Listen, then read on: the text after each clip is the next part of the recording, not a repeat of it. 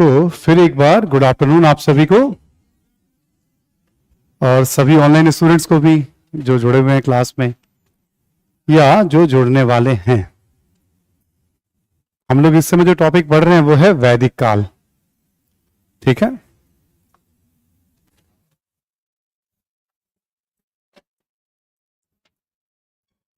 और वैदिक काल जब हम अध्ययन कर रहे थे हमने आपको बताया कि देखो इसको दो हिस्सों में बांट कर पढ़ते हैं, ऋग्वैदिक काल और लेटर वैदिक या उत्तर वैदिक काल। विभाजन का आधार क्या है? जब हम वैदिक काल पढ़ते हैं तो किस क्षेत्र का इतिहास पढ़ रहे हैं हम, है ना? यानी जो भौगोलिक ज्ञान है उसकी भी बात हम लोगों ने की थी यहाँ पे। ऋग्वैदिक काल में किस क्षेत्र का इतिहास पढ़ रहे हैं और उत्तर वैदिक काल में हम किस क्षेत्र का इतिहास पढ़ रहे हैं। ऋग्वैदिक काल हमें अफगानिस्तान, पाकिस्तान का एक बड़ा हिस्सा और अपना पंजाब, हरियाणा, पश्चिमी उत्तर प्रदेश तक इन क्षेत्रों के बारे में ऋग्वेद में उल्लेख मिलता है। बट सबसे ज्यादा जो उल्लेख मिलता है वो है पाकिस्तान, 7 नदियों के बारे में, सरस्वती से लेकर सिंधु नदी तक, मतलब सर्वाधिक इलाका पाकिस्तान में आता है। तो सर्वाधिक उल्लेख जो पता चलता है कि वो पाकिस्तान वाले एरिया में सारा डेवलपमेंट है। उत्तर वैदिक काल में हमने जैसे सदानीरा, रेवोत्तरा, बिहार, बंगाल के जनपद, इन सब का कुछ मैंने उल्लेख किया था। जाते जाते क्लास में हमने कहा चलो आगे बात कर लेंगे हम। उत्तर वैदिक साहित्य में भी हमें अफगानिस्तान से लेकर के बिहार, बंगाल तक के क्षेत्रों की जानकारी, नदियों की जानकारी, उस समय के राज्यों की जानकारी, ठीक है, पर्वत वगैरह इन सब की जानकारी। बट उत्तर वैदिक साहित्य में सबसे ज्यादा जो उल्लेख मिलता है वो है पश्चिमी उत्तर प्रदेश और गंगा यमुना दोआब के बारे में मिलता है। गंगा और यमुना के जो बीच की भूमि है वो दोआब कहलाती है, दो नदियों के बीच की भूमि है ना। यानी एक तरह से समझो उत्तर प्रदेश के बारे में मिलता है हमें ठीक ठीक जानकारी, ऐसे समझ लो आप। तो किस क्षेत्र की जानकारी मिलती है और सर्वाधिक उल्लेख किसका है, फिर कहां तक की जानकारी मिलती है और सर्वाधिक उल्लेख किसका है। तो उत्तर वैदिक काल में हम देखते हैं एक तरह से पश्चिमी उत्तर प्रदेश, मध्य उत्तर प्रदेश, इन सब इलाकों की ठीक ठीक हमें जानकारी मिल जाती है। तो यानी हम जो भी पढ़ने जा रहे हैं वैदिक काल में एक तरह से हम अफगानिस्तान से लेकर के हम उत्तर प्रदेश, बिहार तक की कहानी, उत्तर भारतीय कहानी हम पढ़ने जा रहे हैं वैदिक काल का मतलब। चर्चा के क्रम में मैंने आपको यह भी बताया था कि देखो आर्य कौन है, इसको लेकर के 2 तरह के दृष्टिकोण हैं। ठीक है, अब तक जो सबसे ज्यादा माना यह जाता है कि मध्य एशिया से भारत आए हैं, जनजातीय समाज के लोग हैं और अलग अलग चरणों में भारत आते गए हैं। 1500 ईसा पूर्व से इनका आगमन शुरू हुआ है। ठीक, अभी तक ये माना जाता है। दूसरा एक आर्गुमेंट ये लगातार इस पर शोध हो रहा है कि नहीं ये भारत से ही थे और भारत से दुनिया में हर जगह गए होंगे। इसमें भी कुछ कुछ प्रमाण इकट्ठे किए जाते हैं बट अभी इसको दुनिया स्वीकार नहीं करती है। भारत में इसको स्वीकार कुछ लोग करते हैं, कुछ विद्वान हैं, बट दुनिया, एक होता है ना बौद्धिक जगत में किसी बात की स्वीकार्यता, वैसा नहीं है अभी इस मत को, लेकिन इस पे भी अनुसंधान जारी है। तो जब जिस चीज की बहुत क्लैरिटी नहीं हो ना, ठीक है, झुकाव उधर ज्यादा, तुम कहते ठीक है उधर झुकाव ज्यादा है, बट कल हो सकता है कि जब नए नए प्रमाण मिले तो ये भी साबित हो जाए कि ये भारत के ही थे। हमें कोई उसमें ऐसा नहीं करना होता है और अच्छी बात होगी, हमारे लिए गर्व की बात होगी कि हमारे ही लोगों ने मतलब दुनिया में बहुत सारे ज्ञान विज्ञान का प्रसार किया है। ऐसा कोई भी अनुसंधान होता तो अच्छी बात होता, हमें उसमें पढ़ना नहीं है डिबेट में। ठीक है, हमें बस समझने के लिए, बातचीत के लिए इस तरह से हम एक्सेप्ट करके चलते हैं इसको। वैदिक काल में क्या पढ़ना है, ठीक है, इसके बारे में तस्वीर आपको बता दी गई थी। भौगोलिक ज्ञान के साथ साथ आपको याद होगा अर्थव्यवस्था का अध्ययन करेंगे हम, राजनीति का अध्ययन करेंगे हम, समाज का अध्ययन करेंगे हम, धर्म का अध्ययन करेंगे हम और साहित्य का अध्ययन करेंगे। ठीक है, हिस्ट्री का जो सेक्शन होता है ना, पूरा कंप्लीट इतिहास की जब हम लोग बात करते हैं ना, ठीक है, तो अब हम लोग इसमें भौगोलिक ज्ञान वगैरह की सब बात कर चुके थे। अब हम आते हैं, आज हम लोग अर्थव्यवस्था की बात करेंगे। वैदिक कालीन अर्थव्यवस्था, जैसे हमने कहा वैदिक कालीन, तो ऋग्वैदिक कालीन और उत्तर वैदिक कालीन। ठीक है, अब आपको क्या ध्यान रखना है, आपको ध्यान रखना है कि अच्छा अर्थव्यवस्था में कौन कौन से पॉइंट हमें पढ़ने होते हैं। हड़प्पा काल में मैंने बताया था ना आपको, अर्थव्यवस्था में आपको क्या क्या पढ़ना होता है। ठीक है, तो सेम स्ट्रक्चर पे हम बढ़ते चले जाएंगे हम लोग अर्थव्यवस्था के बारे में। शीर्षक क्या होगा हमारा इस बार? हेडिंग होगा वैदिक कालीन अर्थव्यवस्था।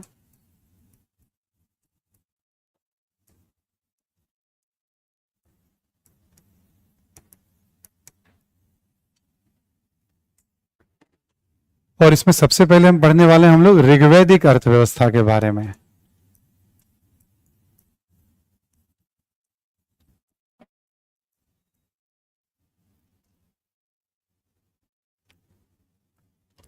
ठीक है ना? और ऋग्वैदिक काल सबको पता है ही 1500 से 1000 ईसा पूर्व है ऋग्वैदिक काल का टाइम फेज। ठीक है, अब अर्थव्यवस्था में आपको याद होगा हम लोग पढ़ते हैं पशुपालन, कृषि, है ना, शिल्प, व्यापार, परिवहन, साथ ही साथ हो जाता है सिक्के, और मोटे तौर पे इन बातों को देखते हैं। ठीक, अब वैदिक कालीन अर्थव्यवस्था या वैदिक काल जब हम पढ़ रहे हैं, हमने आपको बताया दो साक्ष्यों के आधार पे पढ़ रहे हैं, पुरातात्विक साक्ष्यों के आधार पे और साहित्य। साहित्य में क्लियर है, अभी बस सुना हुआ रखिए नाम, चारों वेद हैं, ऋग्वेद, सामवेद, यजुर्वेद, अथर्ववेद। ये लिखवा दूंगा लास्ट में आपको। ठीक है, और चारों वेद के अलावा आप देखेंगे ब्राह्मण ग्रंथ हैं, हर वेद के साथ उसकी एक कर्मकांडीय व्याख्या की गई है। जैसे मान लो ऋग्वेद है, ऋग्वेद में मंत्र है पूरा, तो ऋग्वेद की कर्मकांडीय व्याख्या है, रिचुअल्स के साथ व्याख्या। तो जैसे मान लो ऋग्वेद है, तो ऋग्वेद का कई ब्राह्मण ग्रंथ, उसमें एक जैसे हो गया ऐतरेय ब्राह्मण, ऋग्वेद से जुड़ा हुआ है। ऐसे ही हर वेद के साथ एक अरण्य ग्रंथ भी है, ऐतरेय अरण्यक नाम भी उसका है। ठीक है, और फिर उसके साथ उपनिषद भी जुड़ जाता है, यानी ऋग्वेद की कर्मकांड के अनुसार व्याख्या और ज्ञान के अनुसार व्याख्या। ये लगभग 700-800 सालों तक चलता रहा है, तो उसके लिए अलग अलग किताबें हैं, अलग अलग नाम है। ये सब कहलाएगा आपका वैदिक साहित्य, और ये कहलाएगा आपका साहित्यिक स्रोत, जिससे उस काल के बारे में हमें क्या पता चलता है। ठीक, अब हमने बताया था आपको साहित्यिक स्रोत भी हमारे पास अब है और पुरातात्विक स्रोत भी है। तो ऋग्वैदिक काल के बारे में कौन से पुरातात्विक स्रोत हमें जानकारी देंगे? मान लो हमने ओवरऑल कहा ऋग्वैदिक पीरियड, तो साहित्यिक स्रोत तो चलो इसके हो गए ऋग्वेद। ठीक, ऋग्वेद से जुड़े हुए ब्राह्मण ग्रंथ हो गए, आरण्यक हो गए, उपनिषद हो गए, ये सब साहित्य हो गए जो हमें 1500 से 1000 ईस्वी पूर्व के बारे में जानकारी दे रहा है। इस समय के पुरातात्विक स्रोत कौन से आ जाएंगे फिर यहां पे देखेंगे हम, तो इस समय जो ताम्रपाषाणिक संस्कृतियां हैं, इस क्षेत्र में जो ताम्रपाषाणिक संस्कृतियां हैं, इस क्षेत्र का जो ग्रामीण समाज है, वो कौन सा समाज था उस समय मोटे तौर पर देखा गया? सबसे ज्यादा देखा गया BRW संस्कृति वाले लोग, काले एवं लाल मिट्टी के बर्तन वाले लोग। आपको हमने पढ़ाया था ताम्रपाषाण काल में, OCP, BRW, PGW, ये सब नाम फिर आ जाएगा। हमने वहां केवल बताया था, अभी इतना जान लीजिए एक क्रम है संस्कृतियों का। कभी कोई सवाल आया नहीं जी, इसमें आने की संभावना नगण्य है, बट कभी आता भी है तो कॉन्सेप्ट मैंने लिखा दिया और शुरुआती जानकारी आपको हमने दे दी। आइडिया बेस्ड गलतियां नहीं होनी चाहिए कभी भी, क्या होता है नहीं होता है वो सब गलती। इंफॉर्मेशन का तो कोई अंत नहीं है, आप भी समझ रहे हैं, एक एक स्थल पे हजारों चीजें मिलती है, कौन कितना बता पाएगा। ठीक है, एक एक स्थल पे हजारों, ऐसे हजारों स्थल हैं। ठीक है, तो इसलिए वो प्रैक्टिकल नहीं होता है ना। फिर भी जैसे इनाम गांव में एक संदूक में व्यक्ति को दफनाया गया तो लिखवा दिया हमने, क्यों? 6ठी क्लास की एनसीईआरटी में सब ठीक से समझाया, चलो लिख लो इसको भाई। एनसीईआरटी बेस कभी कभी सवाल आते हैं तो कम से कम आपका आराम से सॉल्व हो जाएंगे वो। ठीक है, कभी कभी आ जाते हैं एनसीईआरटी बेस सवाल। उस तरह से हम लोग इन्फॉर्मेशन भी, रामचरण शर्मा से भी कुछ लोकप्रिय इन्फॉर्मेशन हमने ले लिया था उसमें 2-4। हाँ, लेकिन संस्कृति का क्रम बड़ा एलिमेंट्री है, कौन पुराना है कौन बात का है। ठीक, अब जैसे मैंने आपको बताया अभी कि देखो ऋग्वेद की जब हम बात कर रहे हैं एक तरह से मोटे तौर पे, तो हम इस इलाके की बात कर रहे हैं, ऋग्वेद की बात कर रहे हैं। तो यहां की जो हमें जानकारी मिल रही है उसके लिए साहित्यिक स्रोत तो है ही, हमें विद्वानों ने बता दिया भाई ये उस दौर का साहित्य है ऋग्वेद जो है।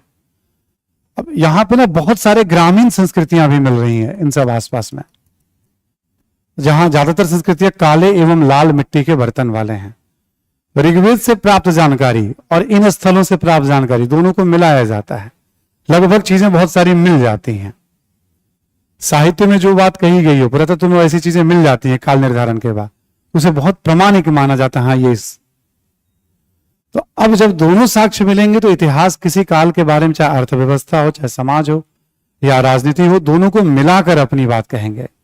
मैं बार बार ये उल्लेख नहीं करने वाला हूं आपको, देखो ये जब जहां जरूरत पड़ेगा मैं उल्लेख करूंगा, लेकिन जब आप कभी किताब पढ़ेंगे अचानक से देखेंगे पुरातात्विक साक्ष्य का उल्लेख मिल रहा है, दोनों को मिलाकर के लिखा जाता है। जैसे ऋग्वेद में पशुपालन के बारे में क्या है और यहां से कौन कौन से पशुओं की हड्डियां मिल रही हैं, काल निर्धारण हो गया कि ये इस काल का है। ये 1500 से 1000 ईसा पूर्व के आसपास निर्धारित हो चुका है इन स्थलों का, दोनों को मिलान किया जाता है। हाँ ठीक है, तभी तो कहा जाता है ऋग्वेद इस काल का रहा होगा। ऋग्वेद में कही गई बातें BRW से बहुत मिलते जुलते, दोनों समानांतर हैं। ऐसे करके ना अनुसंधान करते रहते हैं आर्कियोलॉजिस्ट, इतिहासकार। तो जब आप पढ़ेंगे तो आपको ये सब नाम आएगा, सुनते जाना है। कोई बहुत ऐसा नहीं कि आपको इस तरह से बार बार अलर्ट रहना है, इस पर नहीं रहना है, एक बार बस समझना था। ठीक है, अब हम लोग पढ़ रहे हैं साहित्यिक और पुरातात्विक दोनों स्रोतों के आधार पर पढ़ रहे हैं। ठीक, दोनों के आधार पर इतिहास का निर्माण कर रहे हैं हम लोग, है ना। अब हम लोग सबके बारे में थोड़ा थोड़ा जानकारी लिखते चले जाएंगे। टॉपिक हमारा वैदिककालीन अर्थव्यवस्था, बात कर रहे हैं ऋग्वैदिक अर्थव्यवस्था। लिखें आप।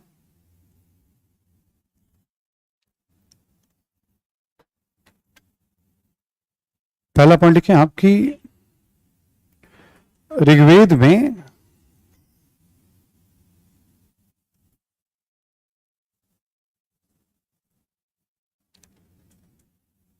पशुपालन का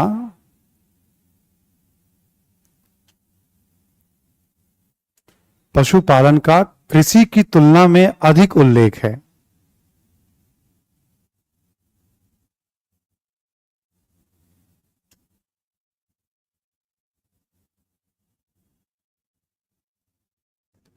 कृषि की तुलना में अधिक उल्लेख है। ठीक, लिखें संभवतः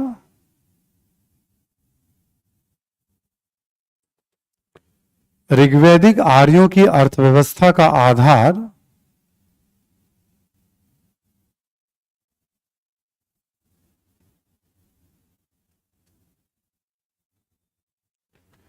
ऋग्वैदिक आर्यों की अर्थव्यवस्था का आधार पशुपालन था।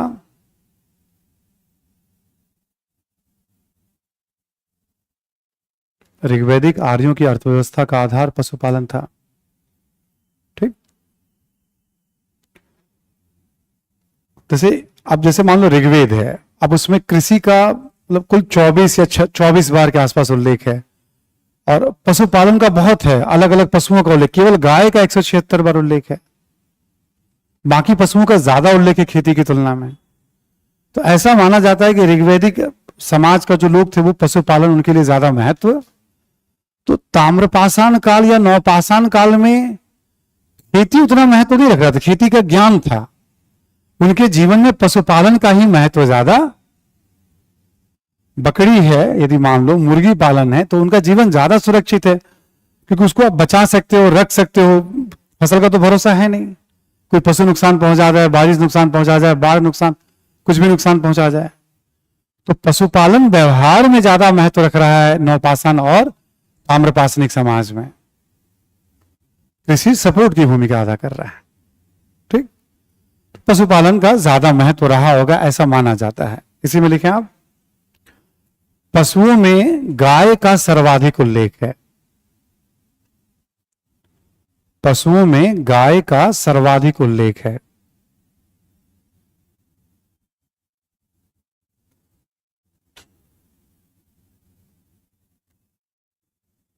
ठीक है, पशुओं में गाय का सर्वाधिक उल्लेख है। अब जैसे संख्या वगैरह दी रहती है किताबों में, आप और जो आपको बुकलेट दिया गया उसमें भी सारे नंबर्स दिए हुए हैं, किसमें कितना है, बच जाइएगा उसमें पहली बार में आप। ठीक है, लेकिन जैसा हमने आपको पहले भी समझाया था कि जब मैं पढ़ा देता हूं फिर किताब पढ़ते हैं, बार बार सामने आकर तो नंबर्स भी कभी कभी याद हो जाते तो हो जाने दीजिए आप। ठीक है, अगला पॉइंट लिखें आप, लिखें कि गाय से संबंधित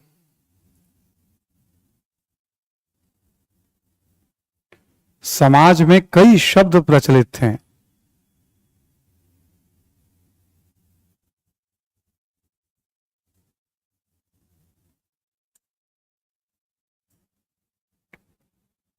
ठीक है, गाय से संबंधित समाज में कई शब्द प्रचलित हैं, जैसे लिख लेंगे आप, राजा को गोपति कहा गया है। ऋग्वेद में राजा को कई नामों से जाना जाता है, उसमें एक नाम है गोपति, जैसे राजा को गोपति। ठीक, समय के लिए एक वर्ड यूज किया गया गोधूली।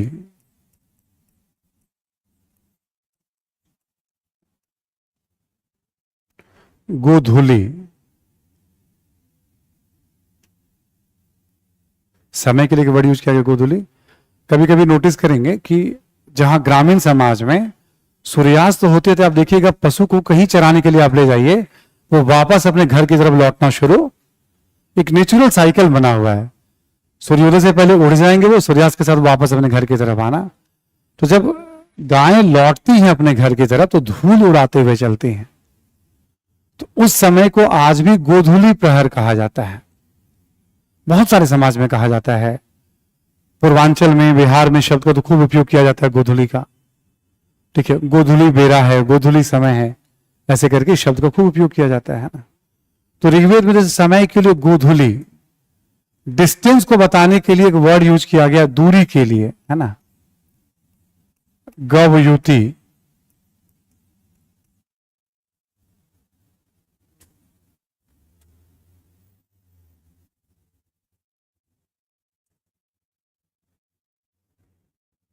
ठीक, ऐसे बहुत सारे शब्द हैं गाय से संबंधित जो आज भी जीवन में चलते हैं या उस समय प्रचलित हैं।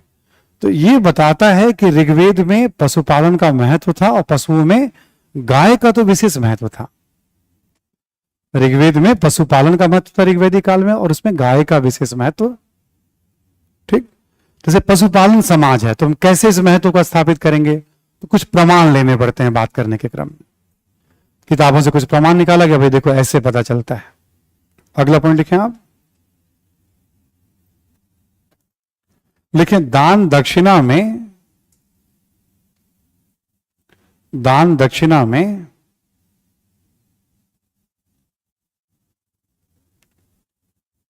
गाय दान या गौ दान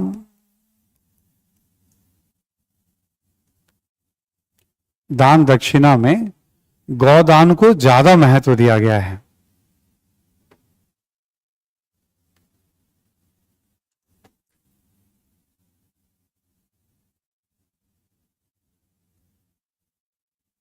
ठीक है, ज्यादा महत्व दिया गया है दान दक्षिणा में। जैसे भूमि दान का उल्लेख नहीं है, अनाज के दान का रेयर उल्लेख है, गाय का दान, घोड़े का दान, दास दासियों का दान।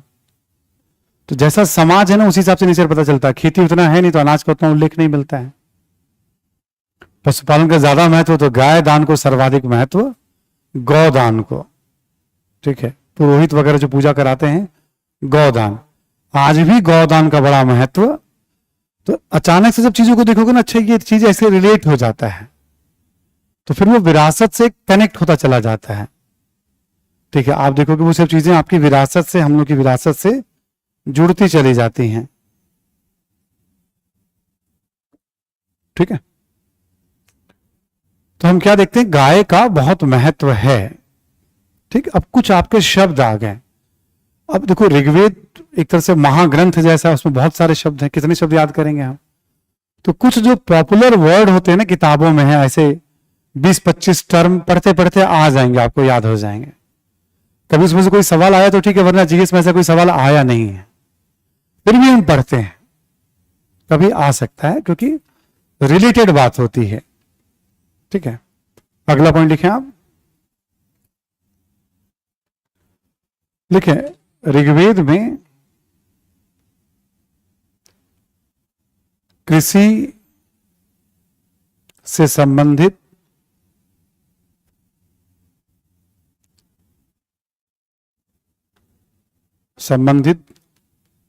सभी प्रक्रिया की जानकारी मिलती है।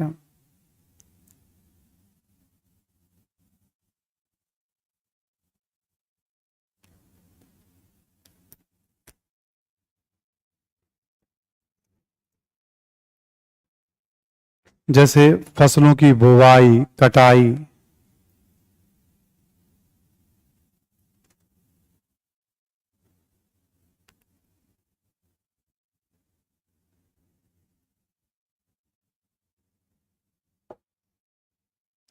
ठीक है, उसमें दिया हुआ है फसल को कब बोया जाए, कब काटा जाए, मौसम का कैसे ध्यान रखा जाए, सिंचाई कैसे होती है ना, पूरी प्रक्रिया का उल्लेख है उसमें।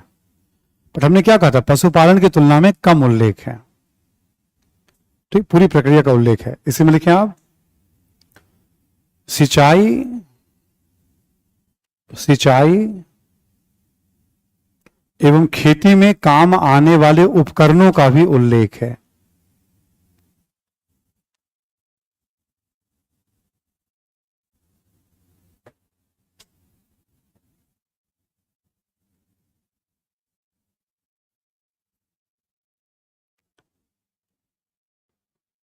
खेती में काम आने वाली उपकरणों का भी उल्लेख है। लिखें, फसलों में सर्वाधिक जौ का उल्लेख है, जौ या यौ,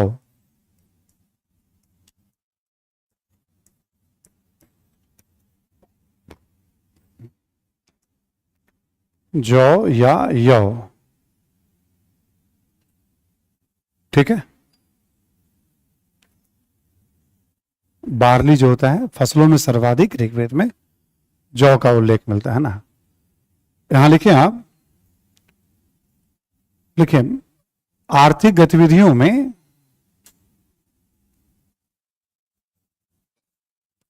पशुपालन के साथ कृषि की सहायक भूमिका थी।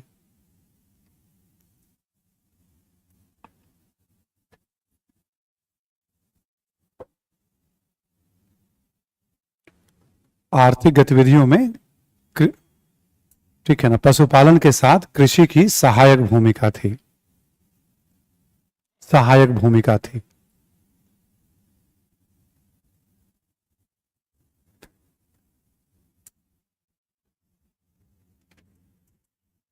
ठीक है, मतलब एक तरह से सपोर्ट रोल प्ले कर रहा है, यहां पे मेजर रोल में दिखाई हमें नहीं पड़ रहा। तो पशुपालन कृषि दोनों की बात हमने कर ली। अगला पॉइंट लिखें आप, नेक्स्ट पॉइंट लिखें कि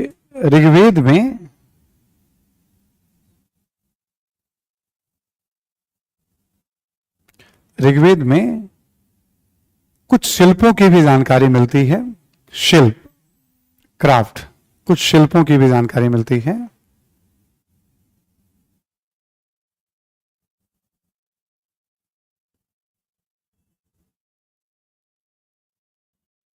लिखें आप, जैसे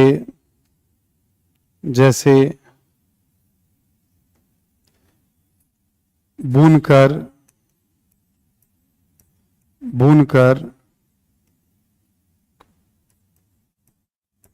कुम्हार, बर्तन वाला जो हो गया, शिल्पकार हो गए बेसिकली। कुछ शिल्पकारों की भी जानकारी मिल रही है, जैसे बुनकर, कुम्हार, रथकार, रथ बनाने वाले, ठीक है ना, बुनकर, कुम्हार, रथकार,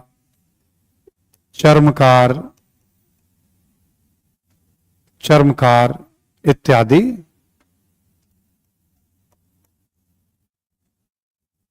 ठीक है।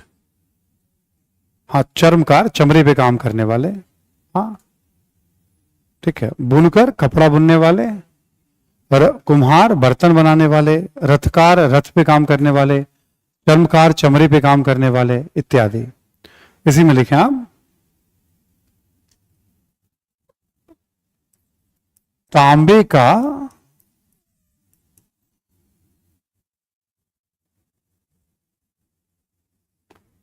विभिन्न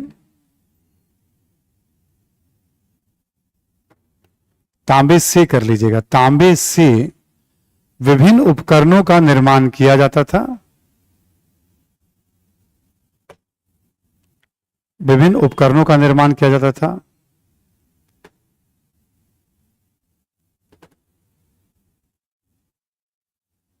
ठीक है, लेकिन तांबे के लिए ऋग्वेद में अयस शब्द का प्रयोग किया गया है।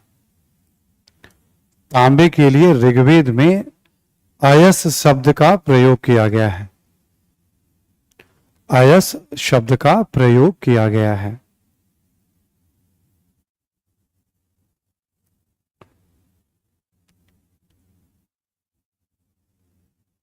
ठीक है, तो क्या हुआ, कुछ शिल्पकारों की जानकारी मिल रही है, कुछ शिल्पों की जानकारी मिल रही है ना, बर्तन वगैरह की जानकारी इस समय, जैसे काला एवं लाल मृदभार है ना, इस समय का बर्तन जो मिल रहा है हमें, इस तरह की पुष्टि जो है ना, वह ताम्रपाषाणिक स्थलों से भी होती है कि हाँ ये सब चीज रहे होंगे। ऋग्वेद से भी होता है और पुरातात्विक साक्ष्यों से भी होता है। इस तरह के शिल्प उस समय समाज में प्रचलित थे। तो ये जरूरतों को पूरा करने वाला शिल्प है। समाज जो है, इस समय का समाज जो इनकी अर्थव्यवस्था है, वो एक तरह से खाना बदोश जीवन है इनका। पशुपालन चूंकि अर्थव्यवस्था का आधार है, तो जहां बेहतर चारागाह होगा वहीं रहेंगे। ठीक, चारागाह मान लो समाप्त हो गया किसी कारण से, वहां पे पशुओं को चारा नहीं है, तो वहां से किसी दूसरी जगह शिफ्ट कर जाएंगे जहां उन्हें बेहतर मौका मिलेगा। ठीक है, पशुपालन समाज में ऐसा होता है ना। अगला पॉइंट लिखें आप,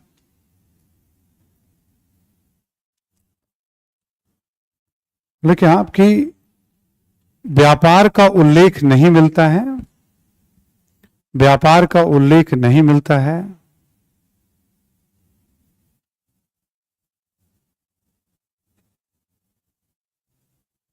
हालांकि घोड़ा, बैल, रथ इत्यादि का उल्लेख मिलता है।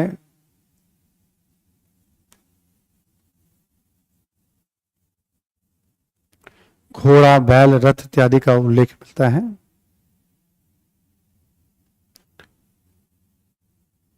इन पशुओं की परिवहन में भूमिका रही होगी।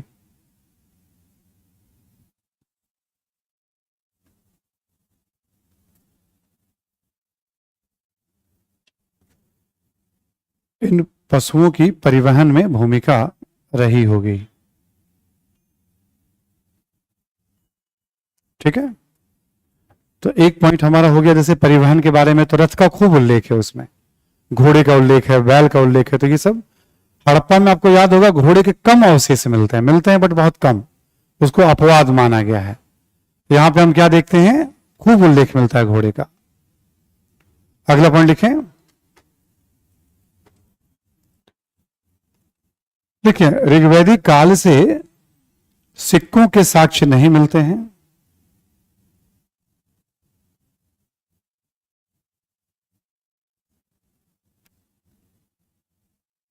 ऋग्वैदिक काल से सिक्कों के साक्ष्य में नहीं मिलते हैं, और ना ही शहरी बस्तियों के साक्ष्य मिलते हैं।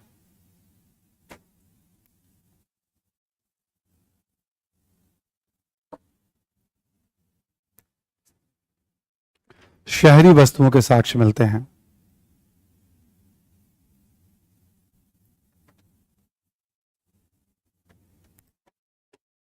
ठीक है, शहरीकरण के भी साक्ष्य नहीं मिलते हैं, सिक्कों के भी साक्ष्य नहीं मिलते हैं ना।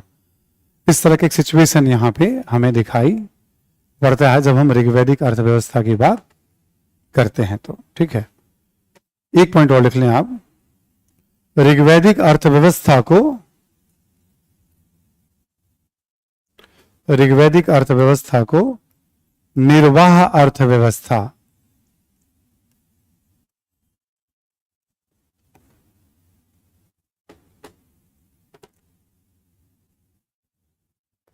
निर्वाह अर्थव्यवस्था भी कहा जाता है। निर्वाह अर्थव्यवस्था भी कहा जाता है। ऋग्वैदिक अर्थव्यवस्था को निर्वाह अर्थव्यवस्था भी कहा जाता है। अर्थात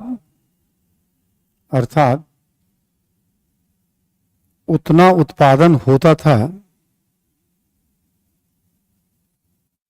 जिससे जरूरतें पूरी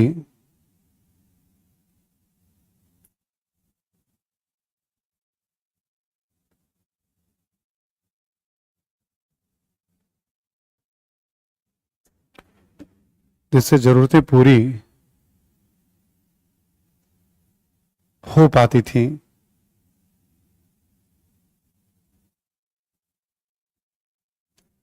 ठीक है, जिनसे जरूरतें पूरी हो पाती थी, है ना।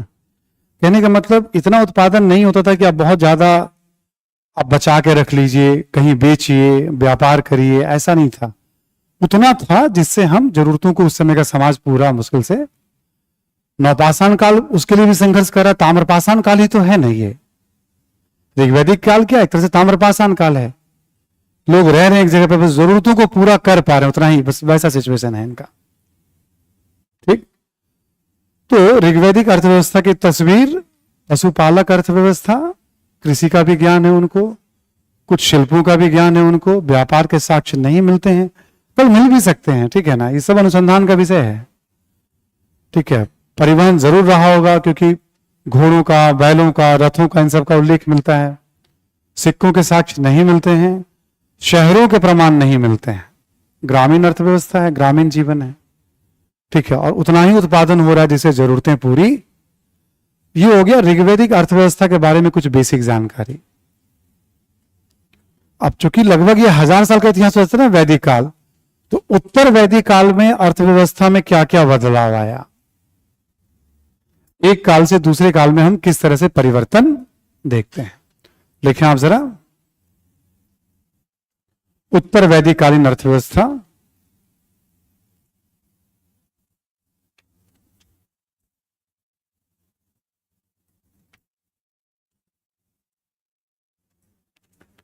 उत्तर वैदिक कालीन अर्थव्यवस्था।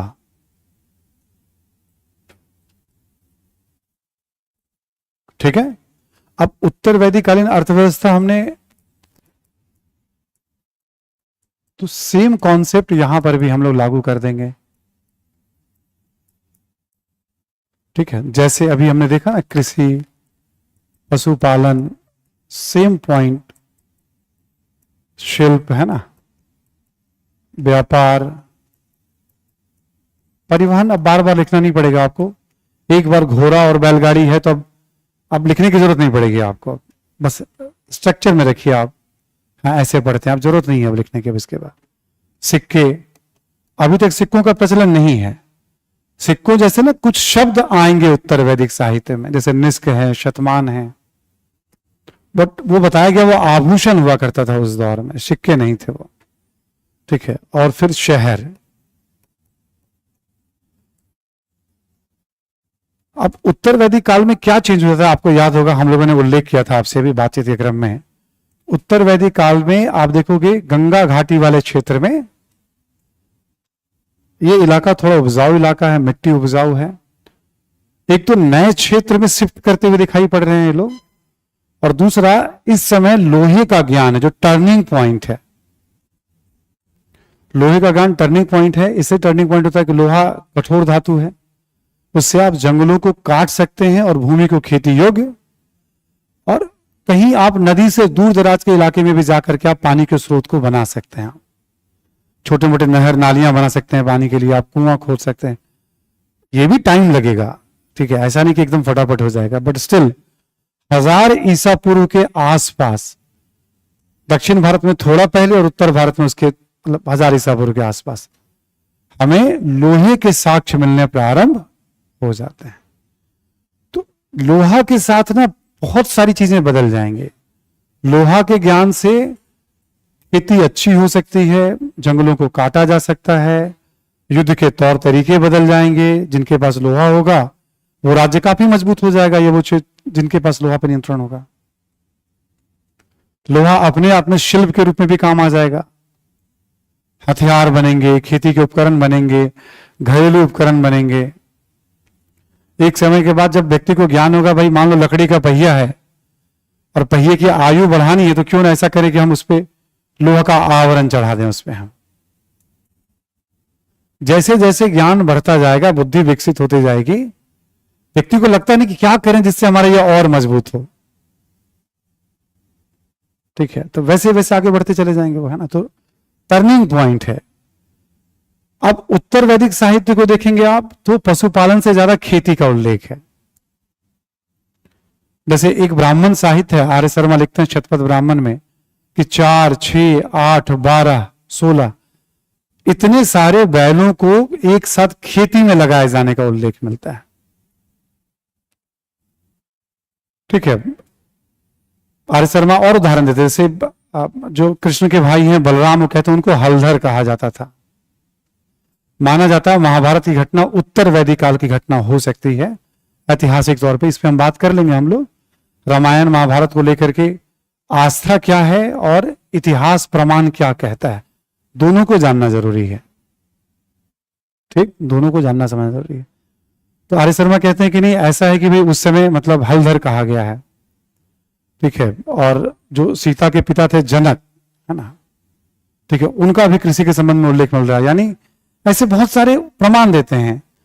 कुछ किताबों में मतलब चिंता दे कि भाई जो बारिश बहुत ज्यादा होगी तो फसलों को नुकसान होगा, तो कैसे प्रार्थना किया जाए। टिड्डियों के आक्रमण का उल्लेख मिल रहा है। ठीक है, उससे फसलों को नुकसान, चिंता व्यक्त की जा रही है कैसे फसलों को बचाया जाए टिड्डियों से, ओले से, ओला गिरने का उल्लेख मिल रहा है उसमें। ठीक है, तो कैसे फसलों को बचाया जाए। तो अभी आप देखोगे उत्तर वैदिक काल में कई सारे प्रमाण ये बता रहे हैं, पुरातात्विक भी और साहित्यिक भी, कि फसलों को लेकर चिंता बढ़ गई है उस समय के लोगों की। पशुपालन की तुलना में ज्यादा उल्लेख मिल रहा है। रह भी उपजाऊ इलाके में रहे हैं, थोड़ा सा दूर भी रह रहे हैं नदियों से, मतलब ये वाली बात भी है। बदलता हुआ जीवन है ये, जीवन में एक बदलाव दिखाई पड़ रहा है उत्तर भारत में, भारतीय समाज में, है ना। इन सब बातों को हम 2-4 पॉइंट्स में लिख लेंगे।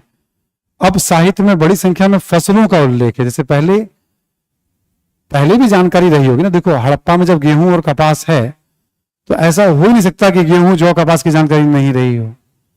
बट सबसे ज्यादा ये लोग जौ का उल्लेख करते हैं या यौ का उल्लेख करते हैं ऋग्वेद में। बट उत्तर वैदिक काल में जौ के साथ साथ आप देखोगे तो गेहूं का, चावल का, इन सब फसलों का भी उल्लेख खूब मिलने लगता है। सबके नाम दिए जाते हैं। जितने टर्म और जितने नाम हैं इस तरह के वैदिक नाम, ठीक है, आपको जो हैंडआउट्स दिया गया बुकलेट उसमें सारा का सारा मेंशन किया हुआ है। बट पहली नजर में जितने तरह के टर्म चलते हैं, मतलब ठीक, पहली नजर में मैं आपको बार बार कहता हूं, बहुत लंबी यात्रा की छोटी शुरुआत हुई है। किसी भी चीज को बोझिल नहीं बनाना। आपको लगेगा हम ये क्यों नहीं पढ़े या हम ऐसा क्यों पढ़ रहे हैं, उसका बहुत बड़ा आधार होता है 20, 30, 40 वर्षों का प्रश्न, यूपीएससी का सिलेबस। फिर जैसे ये हम सोच सकते हैं ना बहुत आराम से कि एक हड़प्पा में 10,000 इंफॉर्मेशन मिले हैं, तो बच्चों को नहीं पढ़ना चाहिए उस तरह से, मतलब जिसमें वो एकदम से पागलपन वाली अवस्था में पहुंच जाए। इसीलिए कुछ किताबों की कुछ बातों को पढ़ लिया जाता है। चलो कुछ प्रमुख प्रमुख बातें हम जान लेते हैं। पर बच्चों को क्या होता है, जहां से इंफॉर्मेशन दे दो, ठीक है, तो वो पढ़ना शुरू कर देते हैं। तो ये जो अनुभव आप में और कोई शिक्षक यदि पढ़ा रहा है, जो अनुभव का अंतर होता है, तो सिलेबस की जानकारी, पीवाईक्यू की जानकारी, ठीक है, कुछ व्यवहारिक समझ की कैसे पढ़िए, प्लस ये हमेशा पता है कि आपको बहुत पढ़ना है, भाई बहुत ज्यादा पढ़ना है अभी आपको। फिर क्या हमें बाकी चीजें पढ़नी चाहिए जो जिस अतिरिक्त चीजों की हम बात करें, जैसे मान लो हैंडआउट्स में दिया हुआ है, किताबों में भी आर्य शर्मा में भी बहुत कुछ लिखा हुआ है, उतना भी नहीं पढ़ाने वाले आपको हम। जितने इन्फॉर्मेशन उसमें दिए हुए वो सबकी जरूरत नहीं है। उसका भी एक रीजन है कि जैसे हमने प्रारंभिक परीक्षा के लिए भी करीब 3-1 साल ऑप्शनल पढ़ाए हैं, 10-11 साल हमने तो मेंस पढ़ाया है। फिर पीटी वाला सिलेबस चेंज हो गया था, सीसेट आ गया था। तो हिस्ट्री ऑप्शनल के भी बहुत सारे अनुभव हैं हमारे पास। हम लोग जब एग्जाम देते थे तो ऑप्शनल पेपर हुआ करता था, सीसेट नहीं हुआ करता था, ऑप्शनल से एग्जाम देते थे पीटी। सर्वाधिक रिजल्ट पीटी में मतलब वो अलग तरीका हुआ करता था। अपीयरेंस पे देखा जाता था सबसे ज्यादा किस सब्जेक्ट से अपीयरेंस हुआ है। मान लो आपके सपोज दैट 10,000 रिजल्ट होने, तो देखा जाता था हिस्ट्री से कितने बच्चे अपेयर हुए, पॉलिटिकल साइंस से कितने अपेयर हुए, उस हिसाब से रेशियो निकाला जाता था पहले, और उन सब्जेक्ट से उतना रिजल्ट दे दिया जाता था। तो ऑप्शनल में भी, क्योंकि उसी जमाने में इस तरह की बातें पढ़ाई जाती थी, या हम लोग भी जब पढ़ाते तो ये सब पढ़ाते थे, सभा का कितनी बार उल्लेख, समिति का कितनी बार उल्लेख, विदत का कितनी बार उल्लेख, ठीक है, गाय का, जन का, विष का, ये सब बातें मतलब पढ़ते रहे हम लोग भी। वर्ण कितनी बार आया, ठीक है, सब पढ़ते रहे, पढ़ाते रहे हम लोग। ऑप्शनल में भी नहीं आता था। आईएएस का एग्जाम का थोड़ा फ्लेवर अलग है। मैंने पीसीएस के अभी तक आपसे कोई बात नहीं की है, मैं कर लूंगा। एक अच्छी खासी तैयारी पीसीएस की आपकी इसमें हो जाएगी। थोड़ा सा एक्स्ट्रा एफर्ट लगाना होता है, वो भी सिस्टमैटिक है। मैं कहीं जाने वाला तो हूं नहीं। पहले मुझे आईएएस में जितनी बातें बतानी है वो सब मैं बता लूं। बहुत सारी बातें मुझे बतानी है अभी। जिस मकसद से क्लास हो रहा है पहले वो मकसद पूरा हो हमारा, है ना। तब हम आसपास के जो पिछले एग्जाम है उसको भी हम कवर कर लेंगे। हम आइडिया दे देंगे आप, जैसे यूपी देना हो, बिहार देना हो, राजस्थान देना हो, जो 4-5 नॉर्थ इंडिया के अपने स्टेट वाले सब हैं, उसके बारे में भी कुछ ना कुछ आइडिया आपको मैं शेयर कर लूंगा। ठीक है, अभी आपको पीसेस रखना आईएएस वाले सिस्टम पे हम लोग तो नहीं पढ़ना उस तरह से। जैसे हमने कहा कि नहीं सब लिखा हुआ आपके, जो आपको एक नोट्स दिया गया ना, आपको भी एक बुकलेट जैसा दिया गया आपको, उसमें सब लिखा हुआ है। आर्य शर्मा में सब लिखा हुआ है, पर आपको बचना है उसके पढ़ने से, है ना। तो इतनी सारी जानकारी जैसे हमने बताई, तो उसमें कुछ 2-4 बातें मैं लिखवा दूंगा। अब देखो, अभी हम क्या देखते हैं, ऋग्वैदिक काल की तुलना में उत्तर वैदिक काल में कृषि का महत्व तो बढ़ गया। कैसे, तो कुछ प्रमाण दे दिया हमने।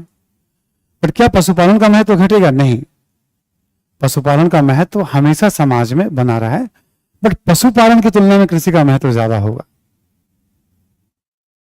ठीक, इसके कई सारे प्रमाण हैं, उस मान लिया जाता है उसको। शिल्पों की संख्या भी कुछ जैसे लोहा का ही ज्ञान है, तो लोहा से बनने वाली चीजों को बनाएंगे ना शिल्पकार बैठ करके, तो शिल्पों की संख्या भी बढ़ेगी। ऐसे और भी कुछ शिल्प की जानकारी, जैसे आभूषण का उल्लेख मिलना ठीक ठाक शुरू हो जाएगा।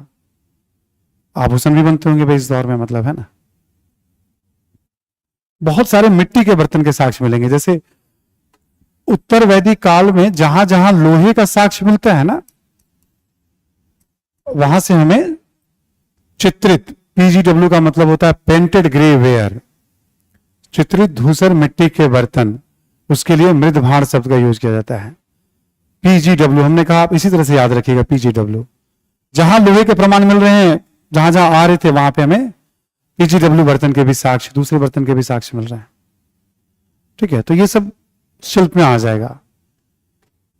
ये देख के लगता है कि भाई देखो, लोहा तो हर जगह मिलेगा नहीं ना, हर जगह उत्पादन, तो कहीं तो लोग निर्माण करते होंगे ना, वहां से फिर आदान प्रदान होता हो। लोहे के साक्ष्य कई स्थलों से मिल रहे, कैसे संभव है? लोहा तो हर जगह मिलता नहीं है। तांबा पे भी सेम बात लागू होता है, इसलिए हमने कहा प्रमाण की समस्या है।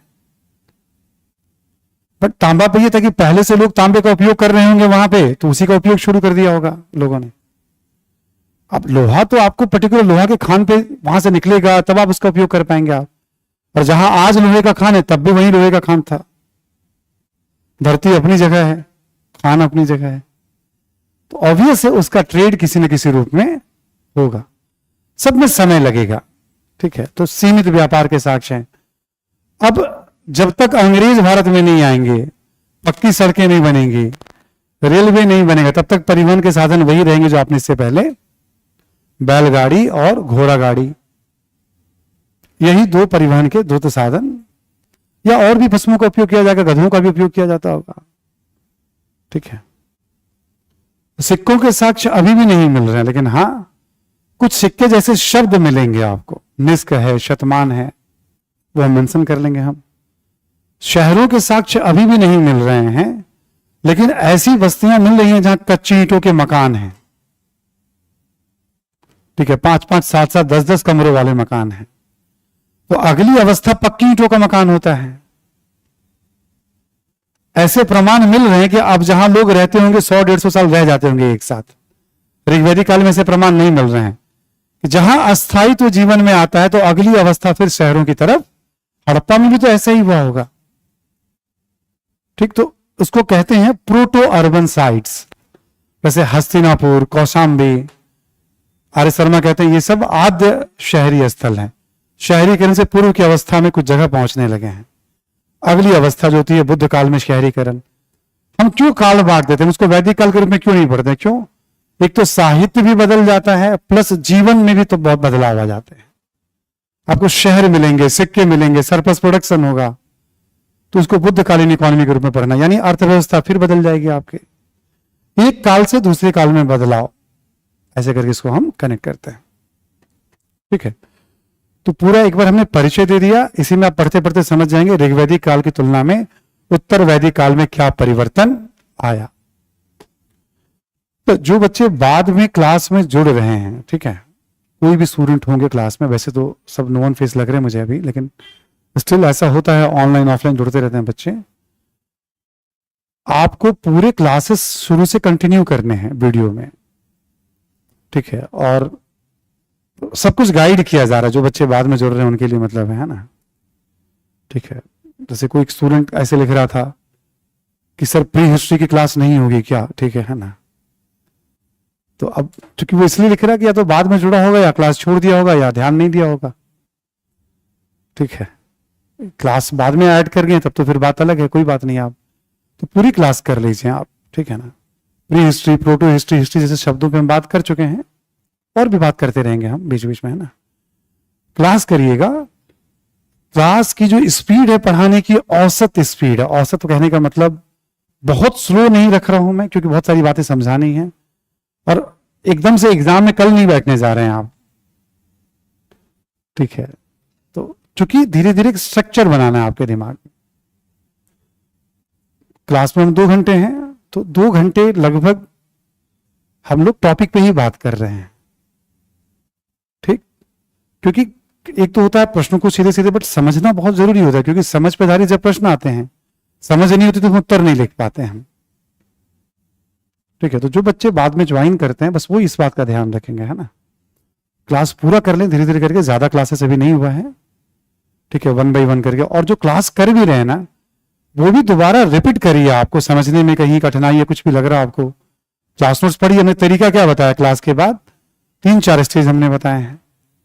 एक स्टेज है डिटेल सिनॉप्सिस बनाइए, बीच में कभी मैं बना के फिर दिखा दूंगा अभी आपको मैं, हमने अब तक क्या क्या पढ़ा। किसी दिन 15 मिनट में ना सारा टॉपिक ही रिवीजन करा दूंगा मैं आपको, टारगेट पहले दे दूंगा, थोड़ा 1-2 टॉपिक और हो जाए तो बीच में थोड़ा अच्छा खासा मसाला होगा, फिर एक टेस्ट भी कंडक्ट करा देंगे आपका हम। पहले ऑब्जेक्टिव करा देंगे हम आपका टेस्ट, इस वीकेंड तक हम प्लान कुछ सोचते हैं, करते हैं, फिर हम तब तक हमारा 1-2 टॉपिक और कवर हो चुका होगा। आपके पास भी होंगे कि हाँ 50 क्वेश्चन योग्य मसाला है आपके पास अब, जिससे आप भोजन बना सकते हैं, है ना।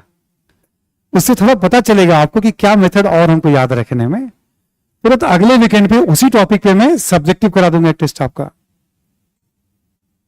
ठीक है, सिंपल लेवल 1 के सवालों पे, ताकि आप लिखने की आपकी थोड़ी आदत। एंशिएंट हिस्ट्री कंप्लीट होते होते पूरा एक सिस्टम आपको समझ में आ जाएगा, पीटी की तैयारी, मेंस की तैयारी, राइटिंग स्किल। जैसे आमतौर पे मैं मॉडर्न से क्लास शुरू करता रहा हूं, वहां पे भी सारी बातें बता ले जाता हूं, पहले 15 से 20 दिन में, 20 डेज के राउंड लेता हूं मैं वहां पे भी, ठीक है। हिस्ट्री ही है, कहीं से शुरू कर दें, मैं मेडिवल से भी शुरू कर सकता था, मुझे कोई बहुत इशू नहीं। बस 1-2 क्लास में कठिनाई आपको आती शुरू में, वो मेरा काम होता है समझाना, उसके बाद कठिनाई भूल जाएंगे आप। उस विश्व इतिहास से शुरू इसलिए नहीं करते हैं कि विश्व इतिहास बहुत डायनेमिक है, मुझे कोई समस्या नहीं है पढ़ाने में, ठीक है। डायनेमिक मतलब बहुत सारे देशों का इतिहास, यहां वहां की बातें होती हैं। थोड़ा आप अखबार पढ़िए, थोड़ा ज्योग्राफी जानिए, मॉडर्न इंडिया जानिए, पढ़ते पढ़ते आप इतना परिपक्व होने लगते हैं, तब विश्व इतिहास पढ़ते हैं तो आप काफी चीजों को रिलेट। वरना इंडियन हिस्ट्री का तो कोई भी सेक्शन बहुत आसान है। अभी हम क्या कर रहे हैं, टॉपिक है, टॉपिक में गिनती कर दे रहे हैं, एक एक करके मैं आपको लिखवा दे रहा हूं, कौन सा बहुत इसमें अनावश्यक तथ्यों से बचा रहा हूं, क्यों, तो ये मैं समझा भी रहा हूं बीच बीच में। अब आप जितना मैं बताया हूं, इस पे 3-4 गुना इंफॉर्मेशन ज्यादा आपको जो बुकलेट दिए गए उसमें है। कोई अति उत्साह में आ गया तो पढ़ना शुरू कर देगा, सब याद करना शुरू कर देगा। मैं कह रहा हूं संयम रखिए, मत करिए वैसा काम, अभी आपके पास है, रखिए संभाल के उसको, आपको बहुत कुछ सीखना है अभी, ठीक। कुछ बच्चे संयम रखेंगे, कुछ नहीं रखेंगे, कोई बात नहीं, ठीक है, निर्णय आपको भी लेना है ना। मैं तो जो बेस्ट होगा वही बताऊंगा आपको, क्या करिए आप, ठीक है। तो हम अभी टेस्ट की तरफ भी आगे बढ़ जाएंगे अब हम लोग, ठीक है।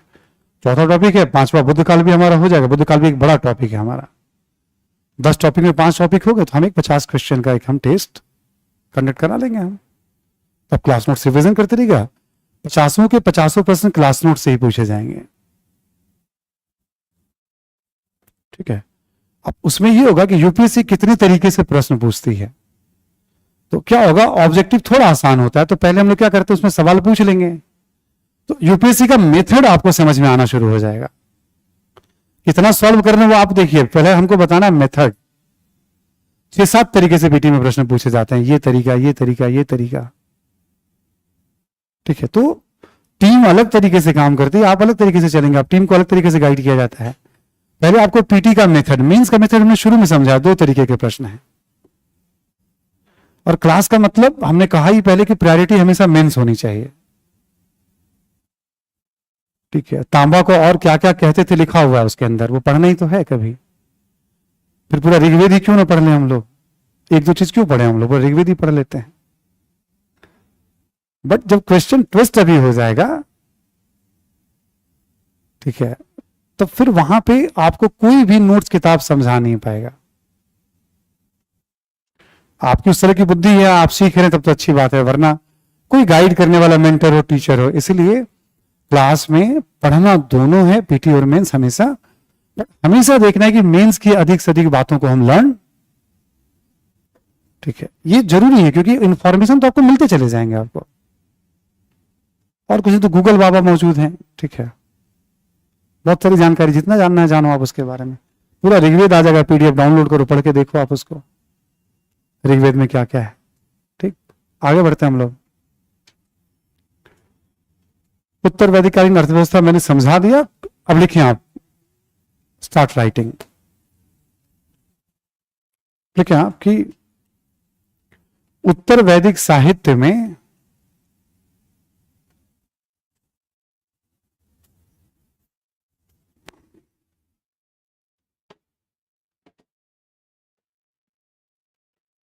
आर्यों की गतिविधियों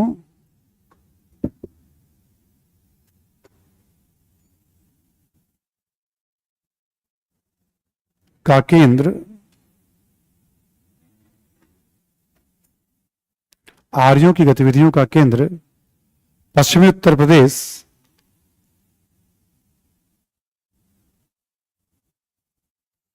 तथा गंगा यमुना दोआब बनता है।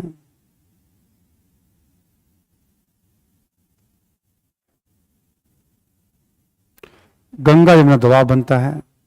लिखे 1000 ईसा पूर्व के आसपास गंगा यमुना दोआब बनता है। दोआब, इसी में लिखेंगे 1000 ईसा पूर्व के आसपास।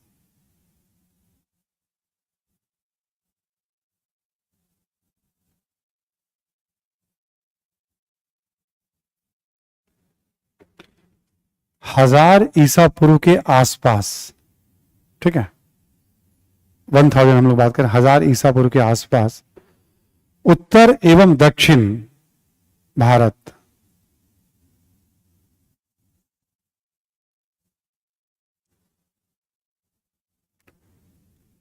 से लोहे के साक्ष्य भी मिलने लगते हैं।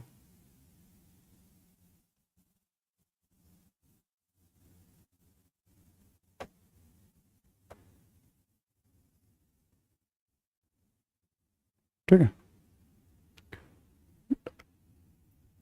जैसे उत्तर पश्चिमी उत्तर प्रदेश में एक जगह है अतरंजी खेड़ा, अतरंजी खेड़ा, वहां से शुरुआती साक्ष्य मिलता है। कर्नाटक में एक जगह है हल्लूर, वहां से साक्ष्य मिलता है। लिखने की जरूरत नहीं है उसको भी, लोहे के साक्ष्य मिलने लगते हैं।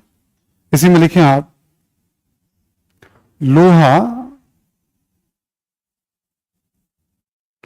एवं आग के द्वारा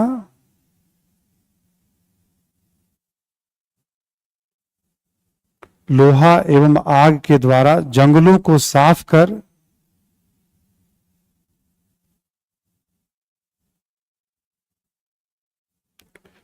भूमि को कृषि योग्य बनाया गया होगा।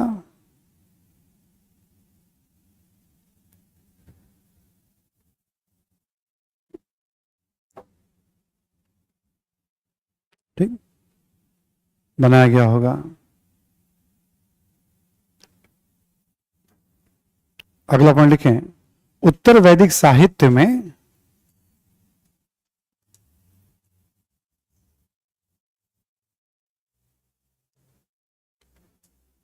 कृषि से संबंधित गतिविधियों का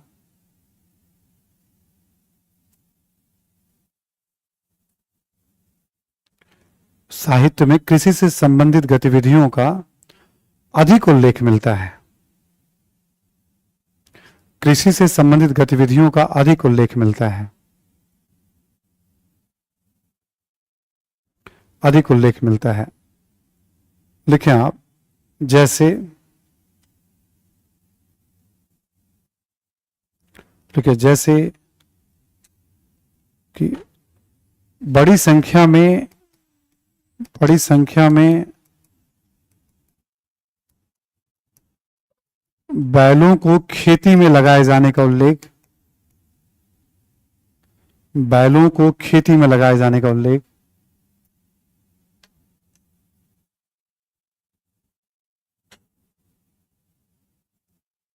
उल्लेख, कॉमा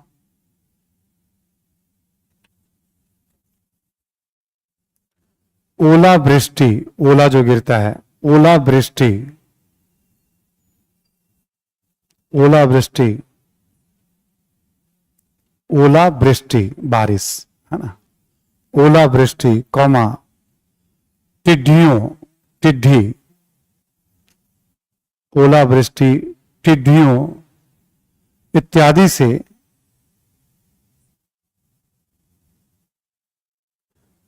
से कृषि को होने वाले नुकसान की चिंता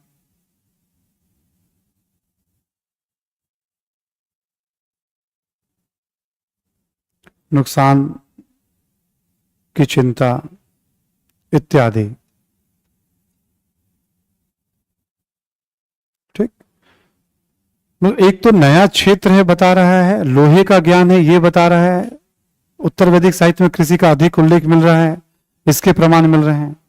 ये सब बताता है, अस्थाई बस्तियां हैं पहले की तुलना में, ये बताता है कि जीवन में खेती का महत्व पहले की तुलना में अब ज्यादा हो गया था। ठीक है, अगला पॉइंट लिखें यौ के साथ साथ, यानी जौ के साथ साथ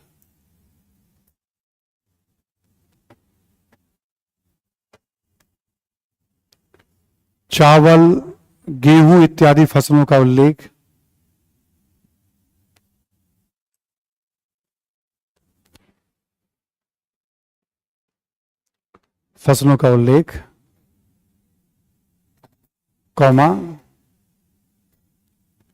कॉमा लिखेंगे आप, ऋग्वैदिक काल की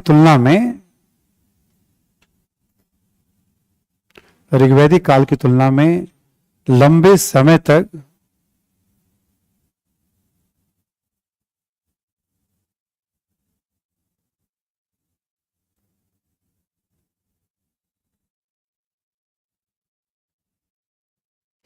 अस्तित्व में रहने वाले अस्थाई बस्तियों के साक्ष्य,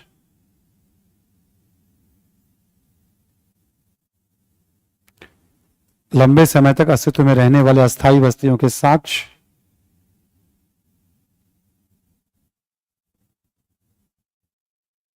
अस्थाई बस्तियों के साक्ष्य इत्यादि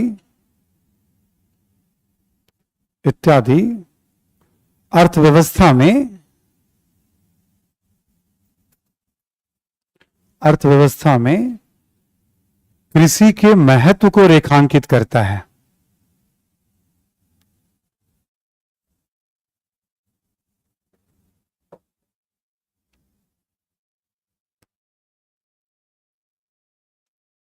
ठीक है, ये कृषि के महत्व को रेखांकित करता है, आउटलाइन करता है ना, सब बता रहा है कि कृषि अर्थव्यवस्था का आधार। ठीक है, अगला पॉइंट लिखें कृषि के साथ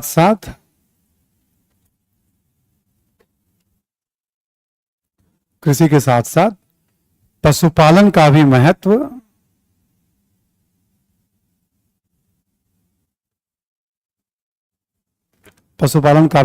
बना रहा।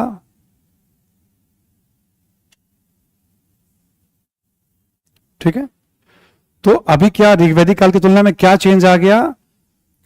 खेती ज्यादा महत्वपूर्ण हो गया, लोग एक जगह ज्यादा टिक करके रह रहे हैं, भौतिक साक्ष्य, पुरातात्विक साक्ष्य भी है और किताबों से भी इस बात की जानकारी मिल रही है, मतलब ठीक है। तो एक चेंज आ गया लंबे समय में, 500-600 वर्षों में। बट पशुपालन का महत्व तो हमेशा सहयोगी तौर पे रहता है, कम नहीं होता कभी भी, आज भी कम नहीं होता है। अगला पॉइंट लिखें आप, लिखें कि इस काल में अपेक्षाकृत अधिक शिल्पों की जानकारी मिलती है।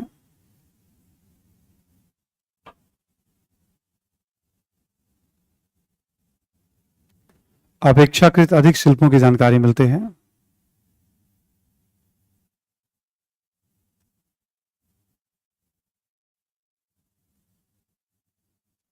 ठीक है। पूर्ववर्ती शिल्प, पूर्ववर्ती शिल्प यानी पहले वाले शिल्प, ठीक है, पूर्ववर्ती शिल्प का महत्व इस काल में भी बना रहा। पूर्ववर्ती शिल्प का महत्व इस काल में भी बना रहा।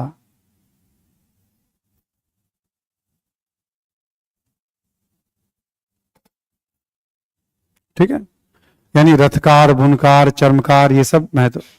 अच्छा देखो, एक इंटरेस्टिंग बात है, ऋग्वेद में जब जब बुनाई की बात आई है, बुनकर, तो महिलाओं का उल्लेख मिलता है उसमें। ठीक है, कि महिलाएं जो हैं कपड़े बुनने का काम, वीविंग का काम करते थे। ठीक है, एक मतलब इस तरह की जानकारी सामने आ रही है ना। ठीक है, तो वो सारे शिल्प यहां पे मौजूद है। लिखें, इसके अतिरिक्त,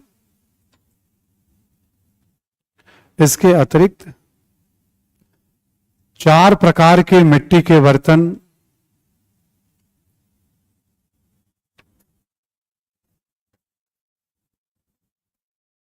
चार प्रकार के मिट्टी के बर्तन, ब्रैकेट में लिख लेंगे आप, जिसमें पीजीडब्ल्यू भी है।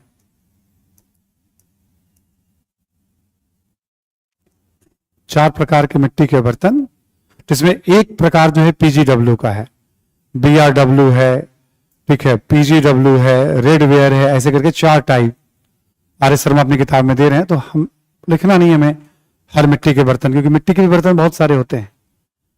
जैसे कोई आधार हो तो हम फैक्ट्स तो पकड़े हम लोग, हाँ, पीजीडब्ल्यू की विशेष चर्चा होती है। ये देख के लगता है थोड़ा महंगा मिट्टी का बर्तन रहा होगा। ठीक है, तो ये ध्यान खींचता है ना, जिसमें पीजीडब्ल्यू भी है ना। इसके अतिरिक्त 4 प्रकार के मिट्टी के बर्तन, कौमा, लोहे, लोहा को श्याम अयस या कृष्ण अयस, लोहा के लिए और भी नाम दिया गया, ज्यादा पॉपुलर नाम है। ठीक है, लोहे के विभिन्न उपकरणों के साक्ष्य, देखें आप, लोहे के विभिन्न उपकरणों के साक्ष्य,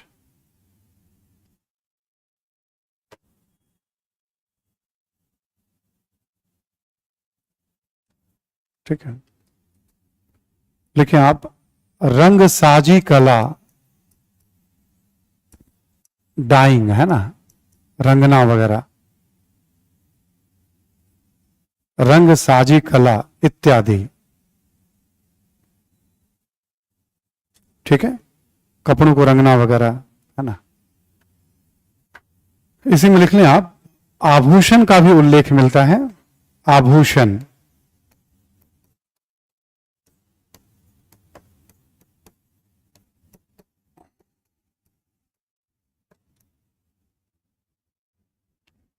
आभूषण का भी उल्लेख मिलता है। निष्क बहुत पॉपुलर शब्द था उसके लिए, है ना। बाद में सिक्कों के लिए वर्ड आएगा, बट उस दौर में आभूषण का भी उल्लेख मिल रहा है उत्तर वैदिक साहित्य में, है ना। तो ये बता रहा है कि चेंजेस तो थोड़ा आया है। कच्ची ईंटों का मकान ही बना, तो कच्ची ईंट का मकान बनाने वाले उस समय राजमिस्त्री तो होंगे जो मकान बनाते होंगे, मतलब कई कमरों वाला मकान के साक्ष्य मिल रहे हैं कई जगहों से। तो जीवन में चेंज तो आया है। तो शिल्पों की संख्या बढ़ी है, क्योंकि आप एक जगह अस्थायी तौर पे अब आप रहने लगे हैं। ठीक है, तो शिल्पों की संख्या भी बढ़ी है। अगला पॉइंट लिखें आप, लिखिए, किसी न किसी रूप में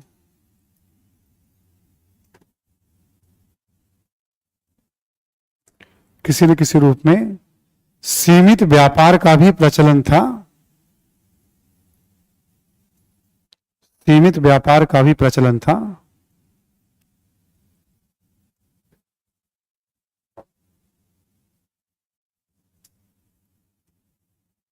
ठीक है, हमने बताया थोड़ा बहुत ये चेंजेस है, ऋग्वैदिक काल में ऐसा नहीं था, प्रचलन था। अगला पॉइंट लिखें आप, या इसी में लिख लें आप। हालांकि सिक्कों के साक्ष्य अभी भी नहीं मिलते हैं,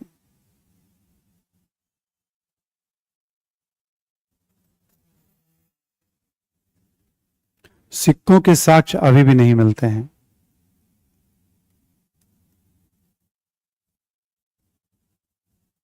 ठीक है, सिक्कों के साक्ष्य अभी भी नहीं मिलते हैं।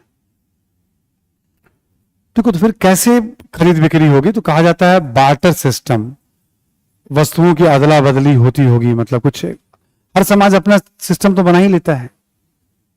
ठीक है, अभी देखो ना, हम लोग, आप उस दौर में हैं जहां मतलब डिजिटल करेंसी, डिजिटल पैसा, प्लास्टिक मनी, मतलब ठीक है, एटीएम कार्ड देखोगे आप, है ना, और ऑनलाइन ट्रांजैक्शन, मतलब बहुत सारे लोग तो ऐसे हैं कि कई दिनों महीनों तक कैश देखते ही नहीं है, मतलब सब कुछ वो ऑनलाइन करते हैं। अच्छा, ऑनलाइन का एक मजेदार पहलू क्या है कि अपने यहाँ जो आम सबसे निचले स्तर पे जो काम करते हैं, यदि कोई रिक्शा भी चला रहा हो, कोई ठेला भी लगा रहा हो, कोई सब्जी बेच रहा हो, सब अपने पास स्कैनर। और पिछले 10 सालों में, 8 साल में बड़ा बदलाव हुआ है, और हर कोई आपसे ऑनलाइन ट्रांजैक्शन कर लेता है, आप भी कर लेते हैं, हम लोग भी। और ठीक है, तो देखो ये भी ट्रांजैक्शन का एक रूप है ना, मतलब हम उस दौर में हैं। आज से 10 साल पहले हम लोगों ने ऐसी कल्पना नहीं की होगी कि ऐसा भी होने वाला है। ठीक है, तो वो दौर है, वस्तु विनिमय प्रणाली प्रचलित रहेगी। परिवहन के बारे में अब आपको लिखने की जरूरत, जब लिखना हो तो बता देना, पुराने तरीके ही प्रचलित हैं, है ना। अगला पॉइंट लिखें आप, लिखें कि हालांकि इस काल में भी शहरों के साक्ष्य नहीं मिलते हैं,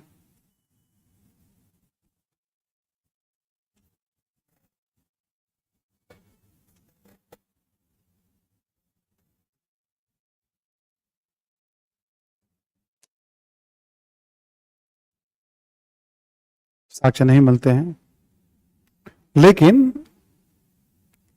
कुछ स्थलों का उल्लेख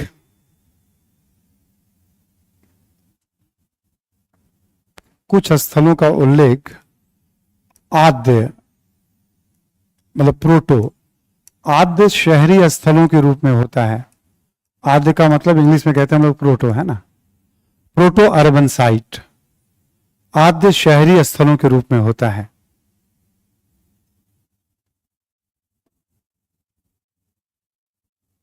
आद्य शहरी स्थलों के रूप में होता है, जैसे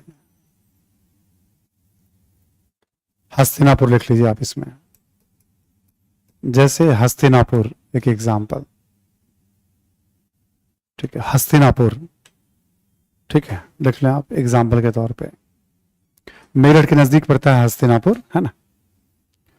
आद्य शहरी का मतलब शहर वाले सारे लक्षण नहीं है, पक्की ईंटों के मकान, नियोजित शहर, शासक वर्ग की उपस्थिति, है ना, जो बातें हमने बताई थी आपको शहरीकरण में।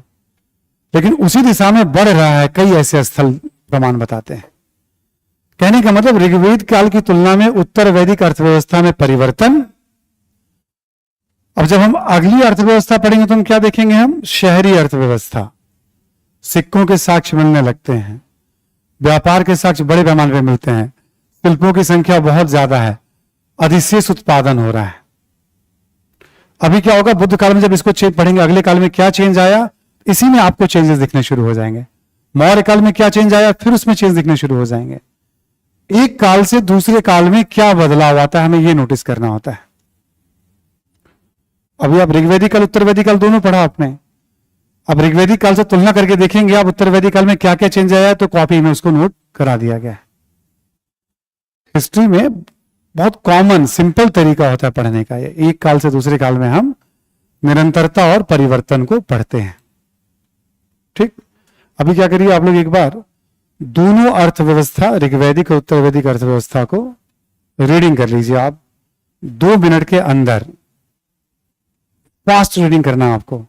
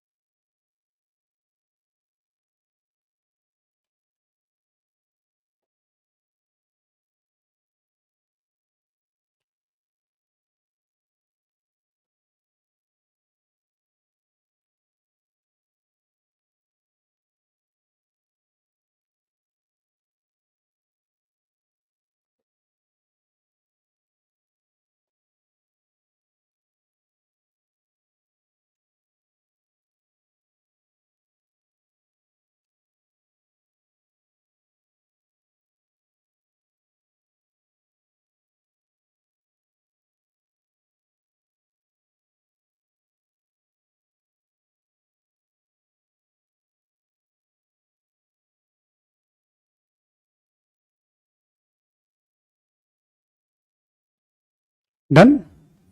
चलिए आप एक बार बोर्ड पे देख लीजिए आप कि मैं कैसे आपको बता रहा हूं, है ना। पीछे वाले तो 3 टॉपिक हमारे हो ही गए हैं, है ना। हमने क्या देखा, ऋग्वैदिक काल में कृषि का उल्लेख मिलता है। यस, ध्यान है ना सभी को, ऋग्वैदिक काल में कृषि का उल्लेख मिलता है। उत्तर वैदिक काल में क्या है, कृषि का अधिक उल्लेख मिलता है। उत्तर वैदिक काल में कृषि का अधिक महत्व है। ठीक। ऋग्वैदिक काल में पशुपालन का अधिक महत्व है। लिखवाया था हमने, कृषि की तुलना में ऋग्वैदिक काल में पशुपालन का अधिक महत्व है। पशुपालन यहां पर भी है पर कृषि के सहयोगी के रूप में है। यहां पर कृषि पशुपालन के सहयोगी के रूप में है जो जानकारी मिलती है आर्थिक जीवन में। ठीक। शिल्पों का उल्लेख यहां भी मिलता है। यहां पे भी पुराने शिल्प हैं प्लस कुछ नए शिल्प भी हैं। ठीक। यहां व्यापार का कोई उल्लेख नहीं मिलता है। यहां कहा जाता है सीमित व्यापार होता होगा। ठीक। परिवहन जो यहां है वो यहां रहेगा, निरंतरता एचडी चल रही है। सिक्कों का यहां भी उल्लेख नहीं मिलता और यहां भी उल्लेख, शहरों का यहां नहीं मिलता है, यहां भी नहीं मिलता, लेकिन आद्य शहर की बात की जाती है। आद्य शहर की बात की जाती है। ठीक है। अब देखो, ऋग्वैदिक काल की तुलना में उत्तर वैदिक काल में कृषि का अधिक महत्व हो गया, कुछ नए शिल्प आ गए, सीमित व्यापार आ गए, शहरीकरण से पूर्व की अवस्था है। तो अर्थव्यवस्था में परिवर्तन दिखाई पड़ रहा है ऋग्वैदिक काल की तुलना में उत्तर वैदिक काल में। ठीक। अब आपसे सवाल ऐसे पूछ लूं मैं कि भाई ऋग्वैदिक काल की तुलना में उत्तर वैदिक काल के आर्थिक जीवन में, आर्थिक गतिविधियों में क्या परिवर्तन दिखाई पड़ते हैं। ऋग्वैदिक काल की तुलना में उत्तर वैदिक काल में आर्थिक जीवन में क्या परिवर्तन, एक साथ आपने पढ़ा, आपने देखा, आपके पास फ्रेम बना हुआ, आप परिवर्तन को नोटिस कर लेंगे। साथ साथ जब पढ़ना शुरू करेंगे आप परिवर्तन कर लेंगे आप। देखो, अर्थव्यवस्था क्या होता है, मेन होता है, आधार होता है। अर्थव्यवस्था डिसाइड करता है बहुत कुछ, समाज को, धर्म को, राजनीति को, क्योंकि पैसे से ना बड़ा गहरा संबंध होता है चीजों का मतलब। ठीक है। तो इसके बाद हम लोगों ने कहा हम राजनीति पढ़ते हैं। हम समाज भी ले सकते हैं, राजनीति को ले रहे हैं हम लोग, है ना, पढ़ने के लिए, या आप कहें तो समाज को ही ले लेते हैं हम लोग। चलिए राजनीति लेते हैं पहले, ज्यादा ठीक रहेगा, तो राजनीति का एक परिचय भी हो जाएगा। शीर्षक दे दें आप, लिखें आप वैदिक कालीन राजनीति।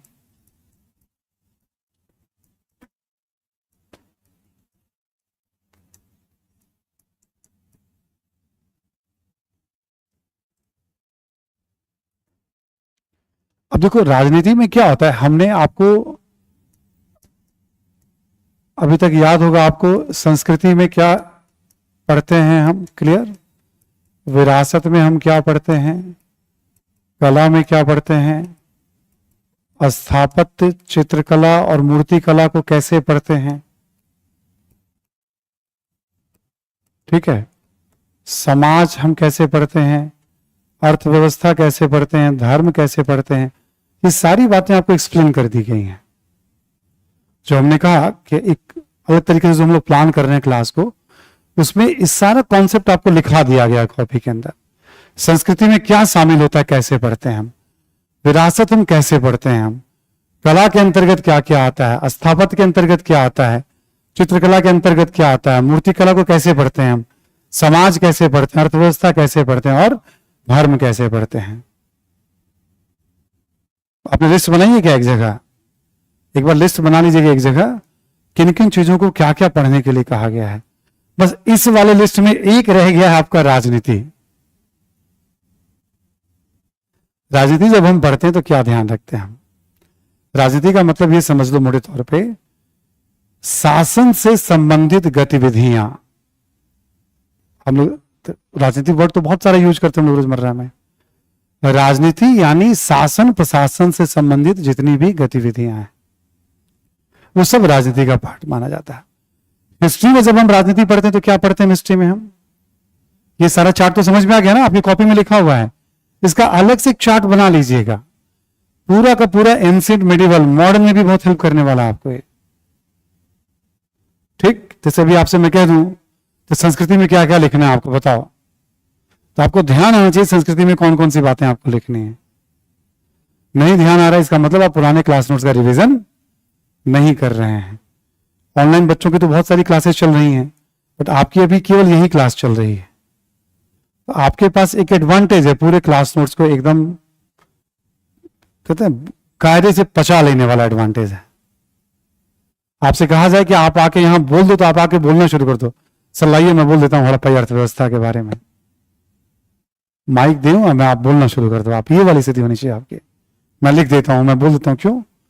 ऑनलाइन बच्चों के तो कुछ और भी बैचेज अभी चल रहे हैं, आपके भी शुरू होंगे। आज भी हमने बात हुई है तो उन्होंने कहा कि नहीं ये बैच 2026 के लिए है, मतलब जो आपका शुरू हुआ है ना, जो बच्चे एग्जाम देना चाहें 25 में दे सकते हैं, बट 26-27 वाले बच्चे ज्यादा हैं इसमें। तो हम अभी थोड़ा बहुत आराम से बिल्ड करना है बैच को, बच्चों को बताना है। बातचीत चल रही थी कि क्या बच्चों के लिए अभी सर थोड़ा सा अच्छे से मेंस का एक बेस बना दीजिए पहले आप बच्चों का, ठीक है? पीटी का एक बेस बना दीजिए बच्चों को कैसे पढ़ते हैं, फिर आगे, ठीक है? जैसे क्लास बाकी क्लासेस को हम लोगों ने स्पीड कर रखा है वैसे आपकी क्लासेस भी स्पीड अप हो जाएंगी, ठीक है? चलिए आगे बढ़ते हैं हम लोग। राजनीति में किसी भी काल में जब हम पढ़ते हैं तो राजनीति में हम क्या पढ़ते हैं?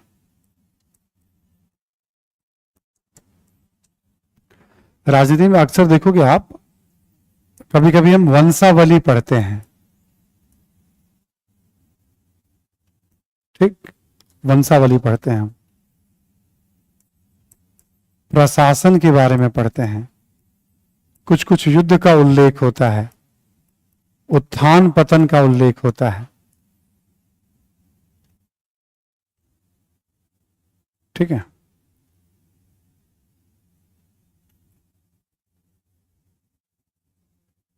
ठीक है, उत्थान पतन का उल्लेख होता है, युद्ध है, प्रशासन है, वंशावली है ना, इन सब का उल्लेख होता है, ठीक है? जैसे मान लो आप मौर्य काल पढ़ रहे हो तो कौन कौन से शासक हुए, गुप्त काल पढ़ रहे हो तो कौन कौन से शासक हुए, इवन वैदिक काल में भी शासकों का उल्लेख है, बट क्लैरिटी नहीं है। तो जहां क्लैरिटी नहीं है वहां कुछ एक दो शासकों के बारे में, एक दो वंशों के बारे में जानते हैं, उससे आपको राहत मिल जाता है। जहां क्लैरिटी है वहां बहुत पढ़ना होता है। सल्तनत काल में क्लैरिटी है, करीब 30 से ज्यादा शासक के बारे में पढ़ते हैं। मुगल काल में क्लैरिटी तो 18-20 मुगलों के बारे में पढ़ते हैं। जितना क्लैरिटी, अंग्रेजों के समय क्लैरिटी है तो सारे गवर्नर के बारे में पढ़ते हैं, क्लाइव से लेकर माउंटबेटन तक, ठीक है? जितना क्लैरिटी नहीं है उतना आपके लिए राहत की बात, उतना नहीं पढ़ना आपको, मतलब, ठीक है? जितना क्लैरिटी आगे आती जाएगी उतना आपको ऐड ऑन करना पड़ेगा। तो वंशावली, प्रशासन के बारे में, जैसे केंद्रीय प्रशासन, ठीक है? कौन है, राजा है, मंत्री है, चोर सिपाही मत कर लीजिएगा, ठीक है? राजा, मंत्री, न्याय प्रशासन, सैन्य प्रशासन, गुप्तचर प्रशासन, राजस्व प्रशासन, जो प्रशासन के अलग अलग आयाम होते हैं आज भी वो सब पढ़ना होता है। कोई प्रमुख युद्ध वगैरह उसकी जानकारी हम लोग लेते हैं वंशों के साथ। कोई वंश आया तो क्या कारण था उसके राइज का सत्ता में आने का, क्यों उसका पतन हो गया। एक ही वंश का शासन तो रहा ही नहीं, बहुत सारे राजवंश आए और गए। वैदिक काल में आपको ऐसी जानकारी बहुत नहीं मिलने वाली, बट पढ़ते यही सब है राजनीति में हम। क्लियर ना सभी को। तो समाज में क्या पढ़ते हैं, अर्थव्यवस्था में, धर्म में, सारा स्ट्रक्चर आपका मोटे मोटे तौर पे क्लियर हो गया। स्ट्रक्चर रखना है। अभी देखो अर्थव्यवस्था में क्या पढ़ते हैं, हमने क्या किया उसी स्ट्रक्चर पे पढ़ा दिया। अभी मैं कह दूं कि हड़प्पा कालीन अर्थव्यवस्था और वैदिक कालीन अर्थव्यवस्था में क्या समानता और अंतर दिखाई पड़ते हैं। हड़प्पा कालीन अर्थव्यवस्था, मान लो अभी आपके सामने हम हड़प्पा कालीन अर्थव्यवस्था और वैदिक अर्थव्यवस्था में क्या समानता और अंतर, ये क्या हुआ। हड़प्पा कालीन अर्थव्यवस्था और वैदिक अर्थव्यवस्था में क्या समानता और अंतर। मान लो समानता, हम क्या देखते हैं, हड़प्पा में भी विभिन्न फसलों का उल्लेख मिलता है, वैदिक में भी विभिन्न फसलों का। हड़प्पा से भी खेती की प्रक्रिया की जानकारी मिलती है, यहां से भी पशुपालन की जानकारी मिलती है, यहां से भी। ये सब भी पढ़ने का तरीका होता है, कल सवाल आ सकता है। जितनी जानकारी उतनी काफी है चीजों को बताने के लिए, समझने के लिए। ठीक है, यहां भी शिल्पों का उल्लेख है, यहां भी उल्लेख है। यहां सिक्कों के साक्ष्य नहीं मिलते हैं, यहां भी साक्ष्य नहीं मिलते हैं। ऐसे करके हमने पॉइंट्स रख लिया। अंतर क्या देख सकते, चूंकि दोनों पढ़ लिया हमने। हम अंतर के रूप में देखिए, हम चलो कृषि के बारे में तो जो बात हो गई से हो गई हमें, ठीक है ना। पशुपालन का भी एक आइडिया दोनों जगह में मिलता है। अंतर देखोगे आप, हड़प्पा से बड़ी संख्या में हमें शिल्पों की जानकारी, वैदिक काल में प्रारंभिक अवस्था में शिल्प है। हड़प्पा से देखोगे आप विकसित व्यापारिक तंत्र, आंतरिक व्यापार हो या बाह्य व्यापार हो, बट वैदिक काल में बहुत सीमित जानकारी मिलती है, नौ के बराबर जानकारी मिलती है। ठीक है, हड़प्पा से बड़े पैमाने पर हमें नौ परिवहन के साक्ष्य, वैदिक काल में उस तरह का हमें उल्लेख नहीं मिल रहा है। हमें हड़प्पा से विकसित शहरों के साक्ष्य मिलते हैं। तभी क्या हुआ, हमने सेम चीज को पढ़ा, आपसे कहा जाए 5 समानता और 5 अंतर बताओ, तो जब क्लास नोट्स पे पकड़ होती है ना, तो हम चीजों को तुरंत रिलेट कर सकते हैं। ठीक, पूछने का तरीका बदल देंगे आप। एग्जाम में तरीका थोड़ा आप याद रखते जाइए, थोड़ा हम भी चेंज करेंगे। अभी तो बस आपको रिलेट कर रहे हैं। समानता और अंतर कैसे लिखते हैं भाई, तो समानता के कौन कौन से बिंदु हैं, अंतर के कौन कौन से बिंदु हैं। 5 समानता और 5 अंतर बताइए। अच्छा ठीक है, हमने प्रेजेंट कर दिया। इस तरह से राइटिंग के स्कोप बने हुए हैं, आगे भी पढ़ना है आपको।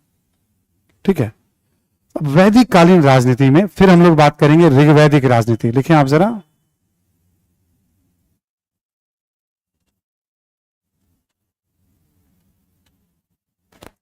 पहले लिखें आप ऋग्वैदिक राजनीति।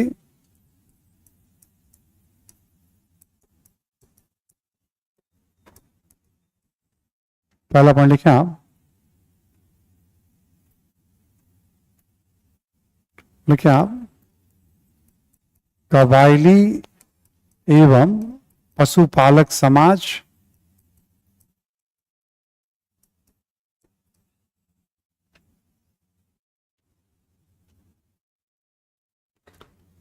कबायली एवं पशुपालक समाज। ठीक है, यहां लिखे आप ऋग्वेद में विभिन्न जनों का उल्लेख मिलता है, विभिन्न कबीलों का उल्लेख मिलता है।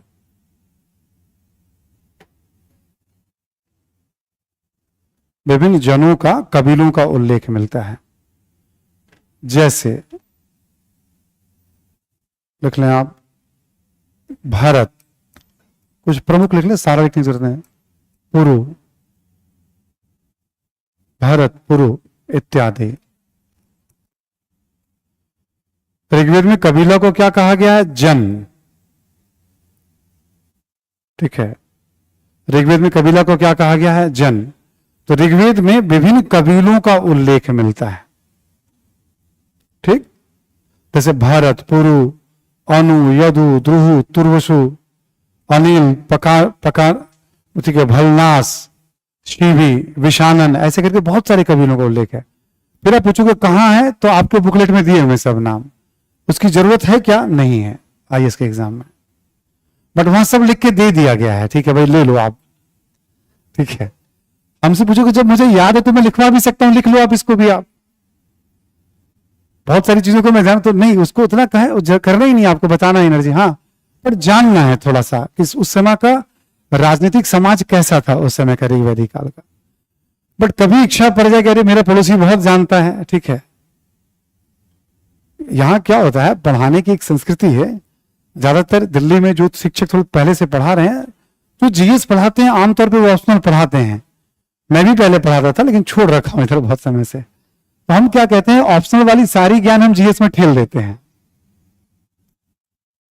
ठीक है। और फिर समझा देंगे बच्चों को कि आपको जरूरत क्या है जीएस पढ़ने की, आप मेरी ऑप्शनल वाली क्लास में आके बैठ जाया करो, आपका उसी से जीएस हो जाएगा, ऑप्शनल भी तैयार हो जाएगा। एक बड़ा मकसद ये होता है कि अधिक से अधिक बच्चे ऑप्शनल ही पढ़ लें हमसे, मतलब। तो जानकारी ठेल दी जाती है। हमने क्या कहा, ऑप्शनल के जमाने में भी बहुत सारे प्रश्न नहीं पूछे जाते थे। हम क्या पढ़ें और क्या नहीं पढ़ें, अच्छा इतना क्यों क्रेज चलता है पढ़ने का। एक बहुत बड़ी जो आबादी होती है पढ़ने वाली, वो भीड़ की तरह व्यवहार करती है, और पढ़ाने वालों को भी लगता है कि काला अक्षर जितना हमने उगल लिया हम बहुत बड़े शिक्षक हैं। पढ़ने वाले में एक बहुत बड़ा भीड़ आपको दिखेगा, जो दिख रहा है भीड़ तंत्र किए जा रहे हैं काम। पढ़ाने वालों में भी कल्चर दिखेगा, हम क्या कुछ यूनिक तो यही है कि अनावश्यक पढ़ने से बचा लीजिए बच्चों को, ठीक है। यदि गट्स है तो अनावश्यक पढ़ने से बचा लीजिए बच्चों को, क्योंकि बच्चों को पढ़ना बहुत है, ठीक है, पढ़ना बहुत है उनको, ठीक है। फालतू की चीजों से बचाइए। हाँ, आपको लगता है थोड़ा बहुत भी डाउट है तो सपोर्ट में सब उपलब्ध करा दीजिए बच्चों को। जब बच्चों की तैयारी पूरे विषय की हो जाए, उनको लगता है कि खाली समय तो जो पढ़ना है पढ़ते रहो आप। अब महत्वपूर्ण चीजों के लिए संघर्ष करें तो क्यों पढ़ोगे फिर आप, ठीक है। तो विभिन्न कबीलों का उल्लेख मिलता है, जैसे भरत, पुरु। अगला पॉइंट लिखें आप,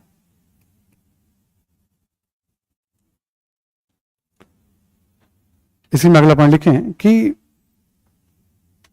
ऋग्वेद में आर्य एवं अनार्य,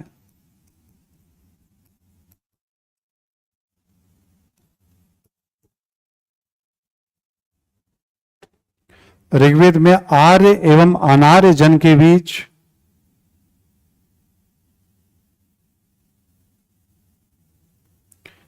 अनार्य उनको कहा गया जो लोग यहां रह रहे हैं, ठीक। ये शब्द भी मैं लिखवा दूंगा अभी, है ना। आर्य जो बाहर से आए हैं, अनार्य जो यहां रह रहे हैं। ऋग्वेद में आर्य एवं अनार्य जन के बीच, ठीक है आप, युद्ध का उल्लेख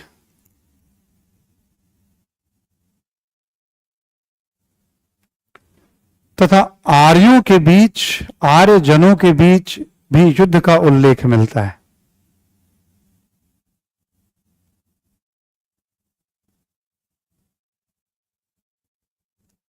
युद्ध का उल्लेख मिलता है,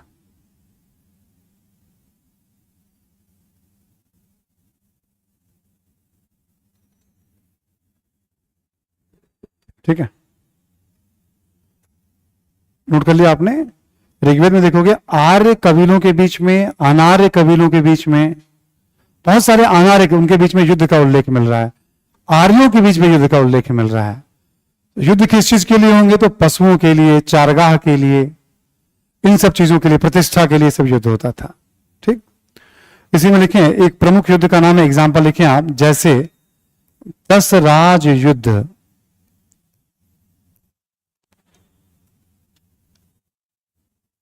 जैसे 10 राज युद्ध। इस युद्ध के बारे में थोड़ी बहुत जानकारी रखिएगा, कभी पीटी में पूछ सकता है।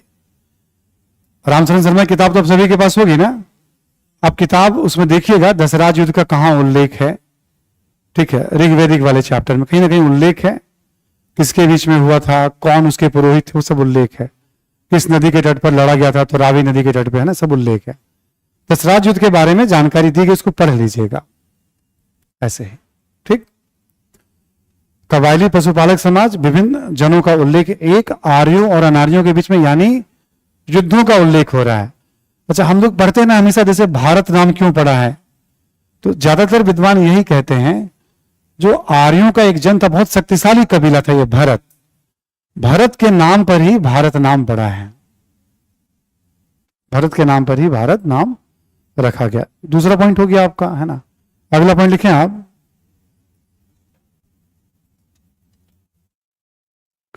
लिखें कबीले पर प्रशासन का उल्लेख, न कि क्षेत्र पर।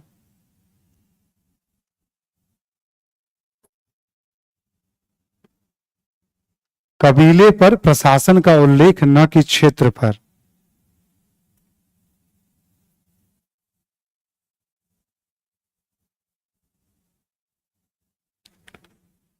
ना कि क्षेत्र पर, लिख लिया आपने। यानी उस समय जो शासन का उल्लेख मिलता है, जैसे मान लीजिए हम सब एक कबीला हैं, भरत कबीला है, ठीक। तो आज हम लोग यहां हैं, ठीक है, आप सबने मुझे अपना नेता मान लिया है, ठीक है। अभी फिलहाल तो कोई विकल्प नहीं है, मान ही लीजिए आप, है ना, ठीक है।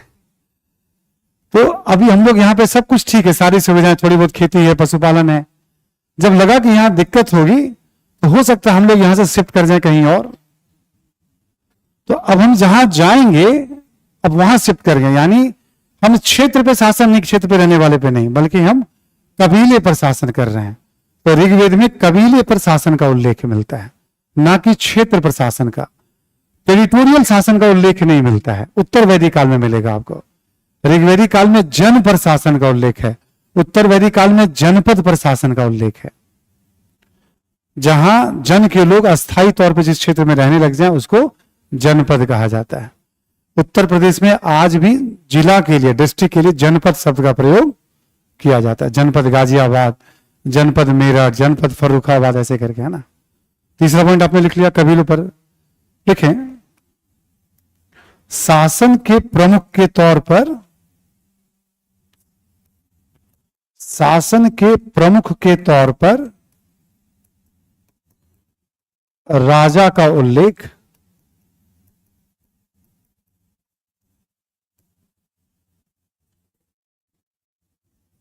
ठीक। राजा को ना अलग अलग, जैसे गोपति एक नाम हो गया, राजा को कहा गया है जैसे जनस्य गोपा,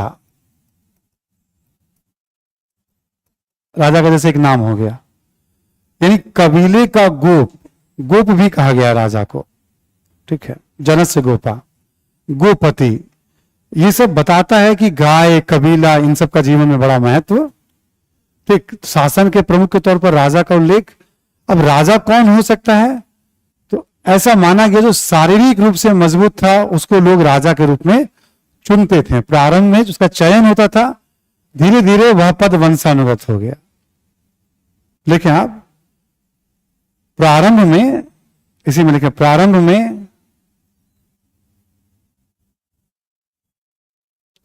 शारीरिक रूप से मजबूत व्यक्ति का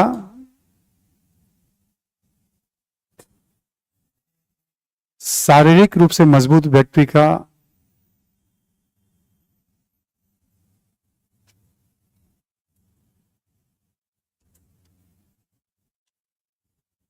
ठीक है, राजा के तौर पर चयन होता था।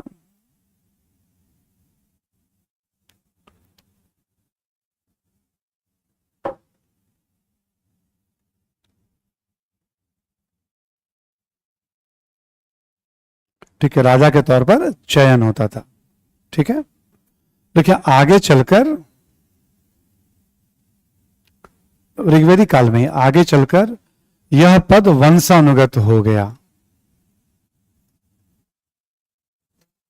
वंशानुगत, मेरे बाद मेरा जो उत्तराधिकारी होगा वो उसके बाद उसका जो उत्तराधिकारी होगा, ऐसा माना जाता है। जैसे मान लो मैंने अच्छा परफॉर्म किया तो जो मेरी प्रजा है खुश होकर मुझे ज्यादा उपहार देती थी, ठीक।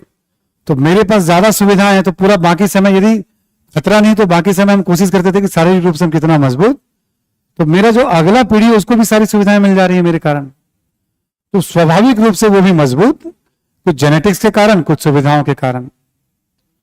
तो 2 4 5 सफलता मिलेगी तो लोगों को श्रद्धा हो जाती है कि नहीं भाई यही ठीक है राजा के तौर पे, बलिष्ठ है ना, तो आगे वाले को भी राजा मान लिया जाएगा। मतलब तो ऐसे करके ना कबीले में, मतलब जो कबीला का मुखिया होता था, धीरे धीरे उसके बेटे को भी, फिर उसके बेटे को भी ऐसे राजा मानने की परंपरा तो वंशानुगत हो गया होगा धीरे धीरे। आगे लिखें आप, राजा का प्रमुख कार्य होता था, राजा का प्रमुख कार्य होता था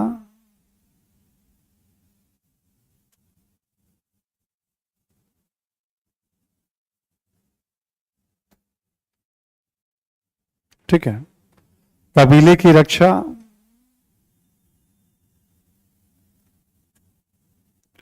पशुओं की रक्षा,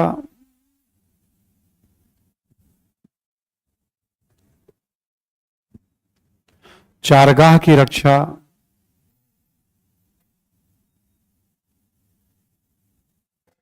तथा युद्ध में कबीले का नेतृत्व करना।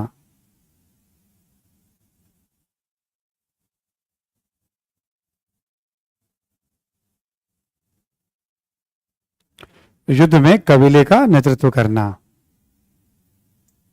ठीक है। राजा से क्या अपेक्षा है कि भाई हम आपकी रक्षा करें, पशुओं की रक्षा करें, चारगाह की रक्षा करें, कोई दूसरा कबीला यदि इंक्रोच कर रहा है या हमला हो रहा है तो मैं नेतृत्व, ठीक है। बट ये राजा के प्रमुख कार्य होते थे। चयन के बारे में हमने बता ही दिया आपको, है ना। अगला पॉइंट लिखें आप, प्रशासन में सहयोग देने के लिए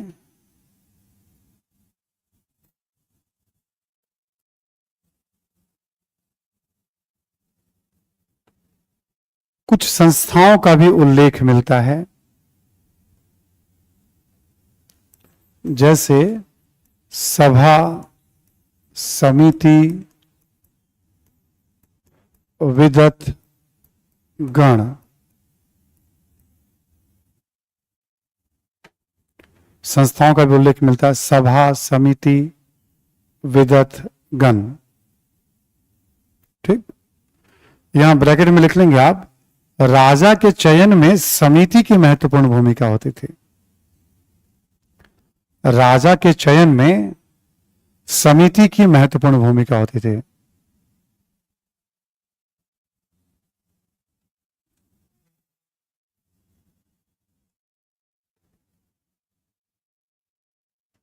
ठीक है, राजा के चयन में समिति की महत्वपूर्ण भूमिका होती थी। समिति में क्या होता था, थोड़े युवा या वयस्क जैसे लोग होते थे और वो राजा का चयन करते थे, मतलब वो सब लड़ने में बड़ी भूमिका होती थी उनकी, है ना। ठीक है, तो ऐसा वाला सिस्टम होता था समिति में। सभा क्या होता था, थोड़े बड़े लोग होते थे इसमें, और जो भी उत्पादन हुआ या लूट का माल कहीं पे भी हमला हुआ तो उसका न्यायपूर्ण बंटवारा करते थे। विदत में क्या होता था, वृद्ध लोग होते थे, कुछ लोग होते थे कबीले के 4 5 7 10 ऐसे लोग हो गए, कोई भी कंट्रोवर्सी है, विवाद है किसी के बीच में, तो उसको निपटारा बैठ के न्याय का काम, तो विदत न्याय का काम कर रहा है, सभा बंटवारे का काम कर रहा है, समिति राजा के चयन का काम कर रहा है। ये सब ऐसे चल रहा है, हम में से ही सब लोग हैं, कुछ लोगों की मिलकर के सभा बन गई है, कुछ लोग विदत में हैं, सभी युवा लोग, चूंकि अब जितने सब समिति के पार्ट हैं, आप तय करेंगे कि राजा कौन होगा, है ना, ऐसा वाला सिस्टम चल रहा है। इतनी जानकारी आती है किताबों में, इस तरह से लिखा हुआ है। अगला पॉइंट लिखें, लिखे कुछ अधिकारियों का भी उल्लेख मिलता है।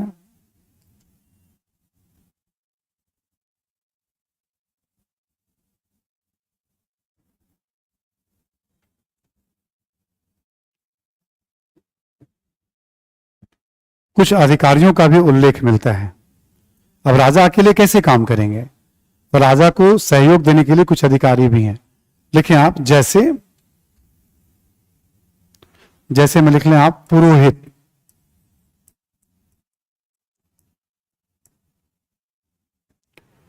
पुरोहित का काम होता था पूजा पाठ कराना, पुरोहित का काम होता था पूजा पाठ कराना और राजा को सलाह देना।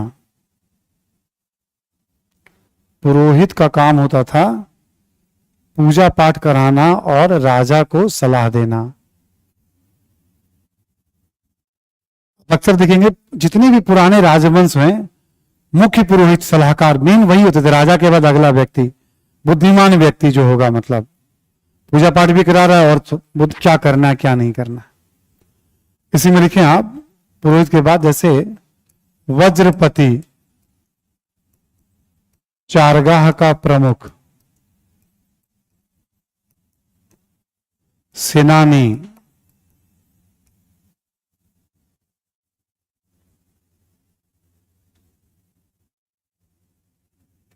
ठीक, इसका संबंध जो होता था मतलब लड़ने वाले लोगों का नेतृत्व करना, किसी एक रेजिमेंट ग्रुप का नेतृत्व करना।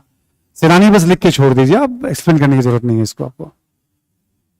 तो राजा को सहयोग देने के लिए कुछ अधिकारियों का भी उल्लेख मिलता है समाज में से। तो हम में से कोई सेनानी भी है, हम में से कोई पुरोहित भी है, हम में से कोई वज्रपति भी है, चारगाह प्रमुख भी है, ऐसे करके हमें, ठीक। तो राजा अकेला नहीं है बल्कि संस्थाएं भी हैं, सभा समिति विद्वतगण और कुछ अधिकारी भी हैं जो राजा को सहयोग। हमने क्या बताया था राजनीति में, मान लो कुछ वंशावली, युद्ध के बारे में जो हमने लिखवाया था स्ट्रक्चर, उसी सब तरह की बातें हम यहां पे लिखवा रहे हैं आपको। अगला पॉइंट लिखें, लिखें आप कि चूंकि अधिशेष उत्पादन नहीं होता था, अधिशेष उत्पादन, चूंकि अधिशेष उत्पादन नहीं होता था,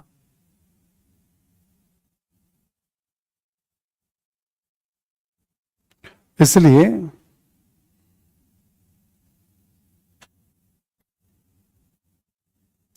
वेतन भोगी, वेतन भोगी, वेतन, वेतन पर आधारित, इसलिए वेतन भोगी अधिकारियों सैनिकों की जानकारी नहीं मिलती है।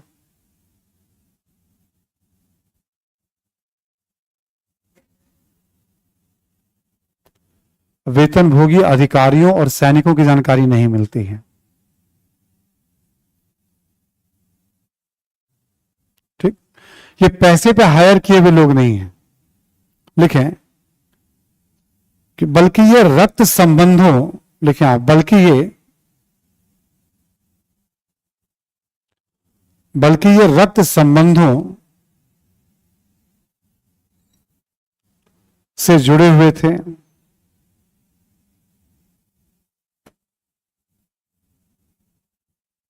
ठीक, जो भी अधिकारी हैं, जो सैनिक हैं, ये सब ब्लड रिलेटिव, हम सब देखो, कबीला का मतलब क्या हुआ, किसी एक मूल पुरुष उत्पन्न से लोग, मतलब कोई एक प्रमुख है और उससे ही पूरा का पूरा जो है कबीला ऐसे है। यही कॉन्सेप्ट अपने यहां गोत्र का भी है जो ऋषि के नाम से लिया जाता है, हम बात करेंगे आपसे। तो जितने भी लोग हैं, जैसे मान लीजिए आप में से कोई पुरोहित है, तो हम सब रक्त से बंधे हुए हैं, ब्लड रिलेटिव हैं हम लोग, कहीं ना कहीं 4 पीढ़ी 5 पीढ़ी 7 पीढ़ी पहले 10 पीढ़ी पहले हम एक ही पूर्वज से जुड़े हुए हैं। क्योंकि सिक्का तो है नहीं, अधिशेष उत्पादन तो है नहीं कि पैसा देके किसी को हायर किया जाएगा। ये सब कैसे चलता था, रक्त संबंध। बात समझ में आ रही है? अधिकारी वेतन पे नहीं है, रक्त संबंधों पे है। सेना, जैसे मान लो कोई दूसरी टीम ने हमला किया, तो अब क्या होगा, टीम अपनी भी बनी हुई, तुरंत तैयार हो गया लड़ना है। तो रक्त संबंधों पे, गांव में देखोगे अभी भी आप, जिनका कुनबा परिवार बहुत बड़ा होता है, ज्वाइंट फैमिली हो, 20-30 लोग हो, मतलब उनसे लोग डरते हैं, वह इनका परिवार बहुत बड़ा है, सब हाथ में एक लाठी लेकर के लड़ने के लिए बाहर ये निकल आएंगे। उनका दबदबा चाहे कितना भी हथियार हो, पर जिनकी संख्या बढ़े उनका आज भी दबदबा है। तो ये वैसा वाला समाज है, ठीक है। वेतन भोगी अधिकारी नहीं है, कर्मचारी नहीं है। अगला पॉइंट लिखें आप,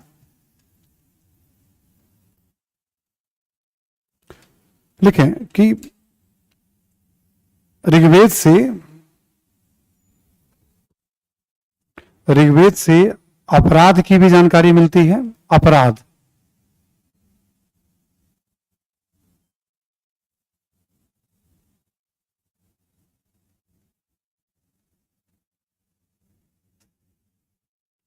ऋग्वेद से अपराध की भी जानकारी मिलती है। जैसे पशुओं की चोरी, जैसे पशुओं की चोरी, ठीक। अब ऋग्वेद में एक वर्ड आया है पणी, ठीक, समझ लीजिए फिर लिख लीजिएगा आप। ऋग्वेद में बार बार उल्लेख है जो पणी है ये पशु चोर हैं, पशुओं की चोरी कर लेते हैं। कोई वर्ग रहा होगा, ठीक है ना, जिनका बार बार उल्लेख आया कि पशु चोर के रूप में बड़े कुख्यात हैं। तो ऋग्वेद में पशु चोर को बहुत बड़ा अपराध माना गया है। ऋग्वेद में पशु चोर को बहुत बड़ा अपराध माना, क्योंकि पशु जीविका का प्रमुख आधार है उनका, ठीक है। तो ऋग्वेद में अपराधों का भी उल्लेख मिलता है, जैसे पशु चोरी, ब्रैकेट में लिख लें आप, पणी का पशु चोर के रूप में उल्लेख मिलता है।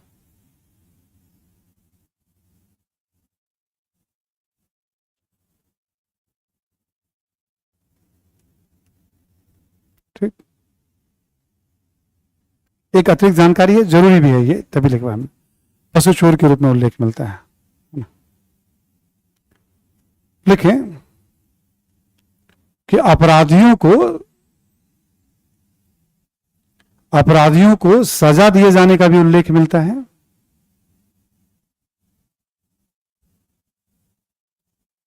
अपराधियों को सजा दिए जाने का भी उल्लेख मिलता है।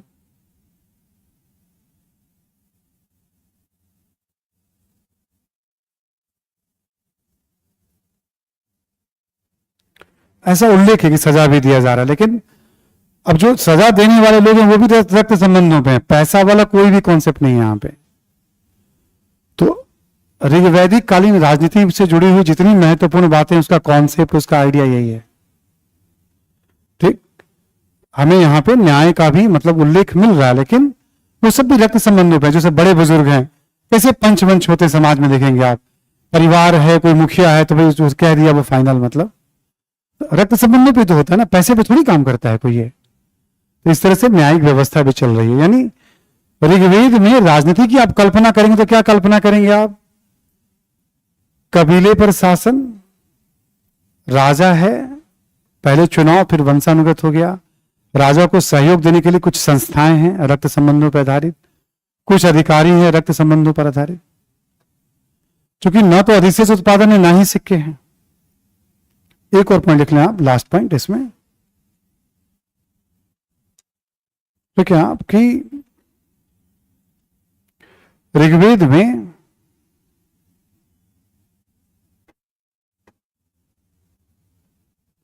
राजा को, ऋग्वेद में राजा को स्वेच्छा से उपहार,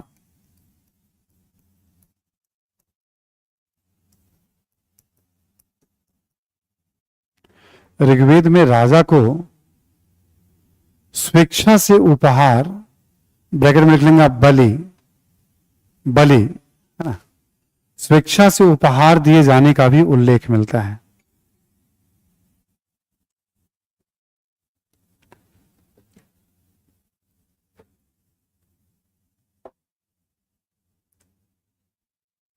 ठीक है, राजा को स्वेच्छा से उपहार दिए जाने का भी उल्लेख मिलता है, बलि। देखो इतना उत्पादन, जैसे राजा कौन हो गया, हम अपने लोगों पे ही शासन कर रहे हैं ना, हम तो फिक्स नहीं कर रहे हैं कि आपको इतना दूध देना है, इतना घी देना है, आपको जो, जैसे एक तो हुआ कि भाई जो आपको स्वेच्छा से लग रहा है आप हमें उपहार भी, उसके लिए बलि शब्द आया है। उत्तर वैदिक काल में क्या होगा, बलि को वसूला जाने लगेगा कि नहीं आपको इतना देना है, उसके लिए अधिकारी रख दिया जाएगा, संग्रहत्री कलेक्शन करने के लिए। अभी सब कुछ स्वेच्छा पे चल रहा है, ठीक। इसी को ना आगे चल के हम कर प्रशासन के रूप में पढ़ेंगे, टैक्सेशन सिस्टम कैसा था। तो सब राज्य की प्रारंभिक अवस्था है, ठीक है। तो एक बार रिपीट कर लें हम लोग ऋग्वैदिक राजनीति को, बस ऐसे ही, मेरी बात ध्यान से सुन लीजिए आप। कबाइली, कबीला पे शासन, क्षेत्र पे नहीं, 1, राजा का चयन 2, राजा का काम क्या है 3, संस्थाएं कौन सी है 4, अधिकारी कौन है 5, सब रक्त संबंधों पे काम कर रहे हैं 6, युद्ध का उस समय उल्लेख मिल रहा है 7, जो एक पॉइंट शुरू में हमने बताया, और स्वेच्छा से लोग राजा को उपहार दे रहे हैं 8। यानी कॉन्सेप्चुअली और कुछ फैक्चुअली इतनी बातें मैंने आपको इसमें बताई। क्लियर सभी को? अब लिखें उत्तर वैदिक कालीन राजनीति। लिखें उत्तर वैदिक कालीन राजनीति।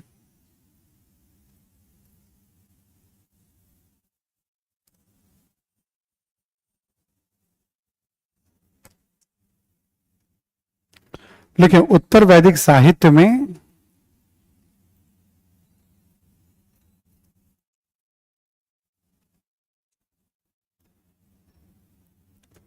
उत्तर वैदिक साहित्य में विभिन्न कबीलों के विलय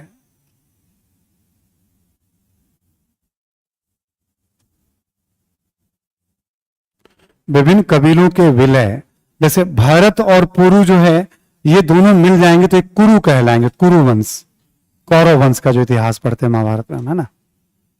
ठीक है, उत्तर वैदिक साहित्य में विभिन्न कबीलों के विलय एवं अस्थायी तौर पर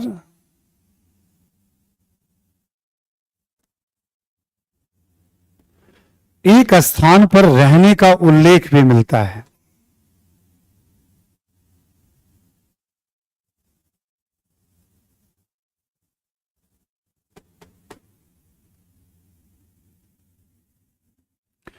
एक स्थान पर रहने का उल्लेख भी मिलता है। ठीक, लेकिन इसे जनपद कहा गया है, जनपद।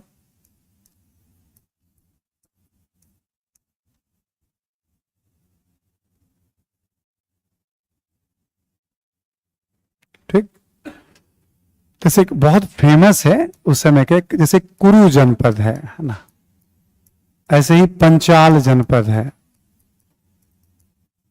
ठीक, पंचाल जनपद है ना। और भी जैसे मद्र जनपद है, मगध जनपद है, मगध का भी उल्लेख है, विदेह जनपद है, ठीक है, गंधार जनपद है। बहुत सारे जनपदों का ऋग्वेद में उल्लेख है। ऋग्वेद में बड़ी संख्या में जनपदों का। अब इसमें जैसे क्या हुआ कि मान लो पास का कोई कबीला सब मर्जर हो गया, ठीक है, तो अब एक ही जगह रह रहे हैं, जैसे यहीं पे परमानेंट अब रह रहे हैं, तो इस जगह को कहा जा रहा है जनपद।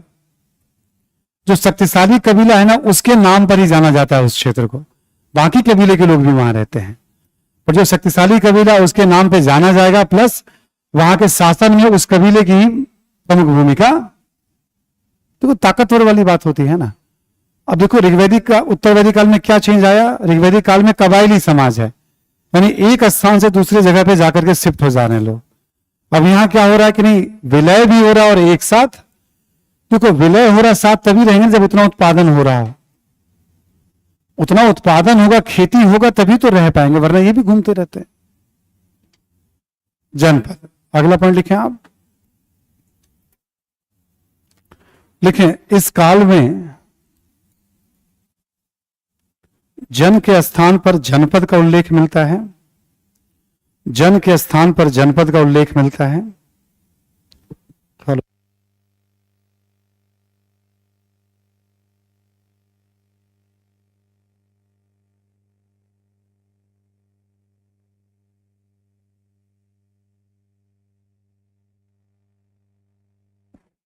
ठीक है, तो जनपद पर, जन के स्थान पर जनपद का शासन पर उल्लेख मिलता है, यानी अब राजा जो है जनपद पर शासन कर रहा है।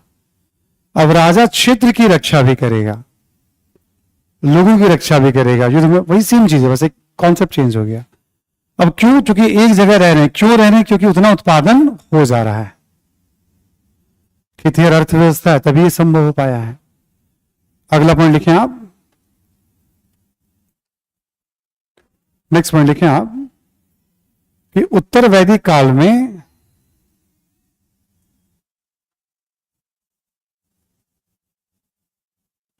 कबायली संस्थाओं का महत्व कम हुआ, कबायली संस्थाओं का महत्व कम हुआ,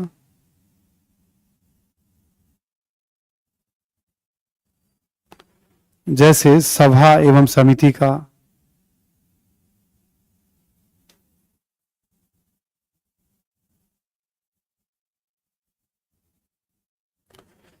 जैसे सभा एवं समिति का। इसमें लिखें विदत का उल्लेख नहीं मिलता है, विदत का उल्लेख नहीं मिलता है।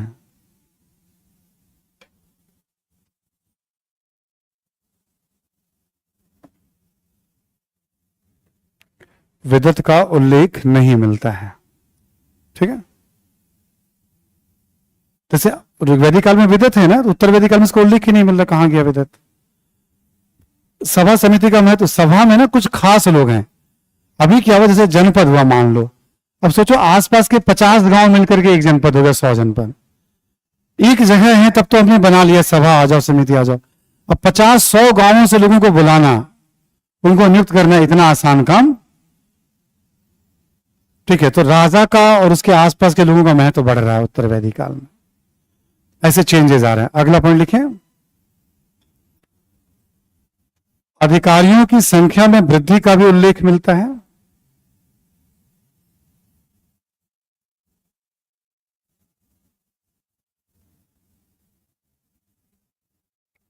अधिकारियों की संख्या में वृद्धि का भी उल्लेख मिलता है।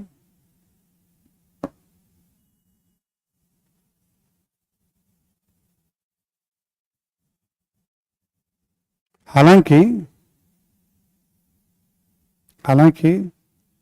यह अभी भी रक्त संबंधों से ही संचालित होता था।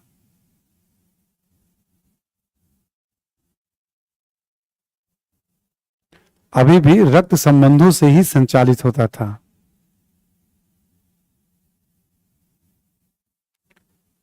ठीक है, इस पे चर्चा मैं कल करा दूंगा, अभी आगे कंप्लीट हो जाएगा जल्दी ही, इसमें कुछ खास नहीं है, है ना। तो कल हम लोग फिर वैदिक काल पे ही बात करेंगे। राजनीति कंप्लीट करने के बाद हम कल समाज और धर्म, समाज में थोड़ा चर्चा ज्यादा होगी, कोशिश करेंगे समाज और धर्म दोनों कवर हो जाए। ठीक है, और फिर हम लोग साहित्य जो टॉपिक हमने लिखा है आपको, है ना, आज वाली चर्चा यहीं पे मैं रोक रहा हूँ, रिवीजन हमने करा ही दिया आपको, तो दूसरे क्लास का टाइम हो जाता है बच्चों का, तो मुझे भी रोकना पड़ता है। थैंक यू एवरीवन, है ना। फिर हम लोग मिलते हैं, और आपको कुछ बात करना तो मैं यहाँ उपलब्ध हूँ, पूछ सकते हैं मुझसे आप। Thank you.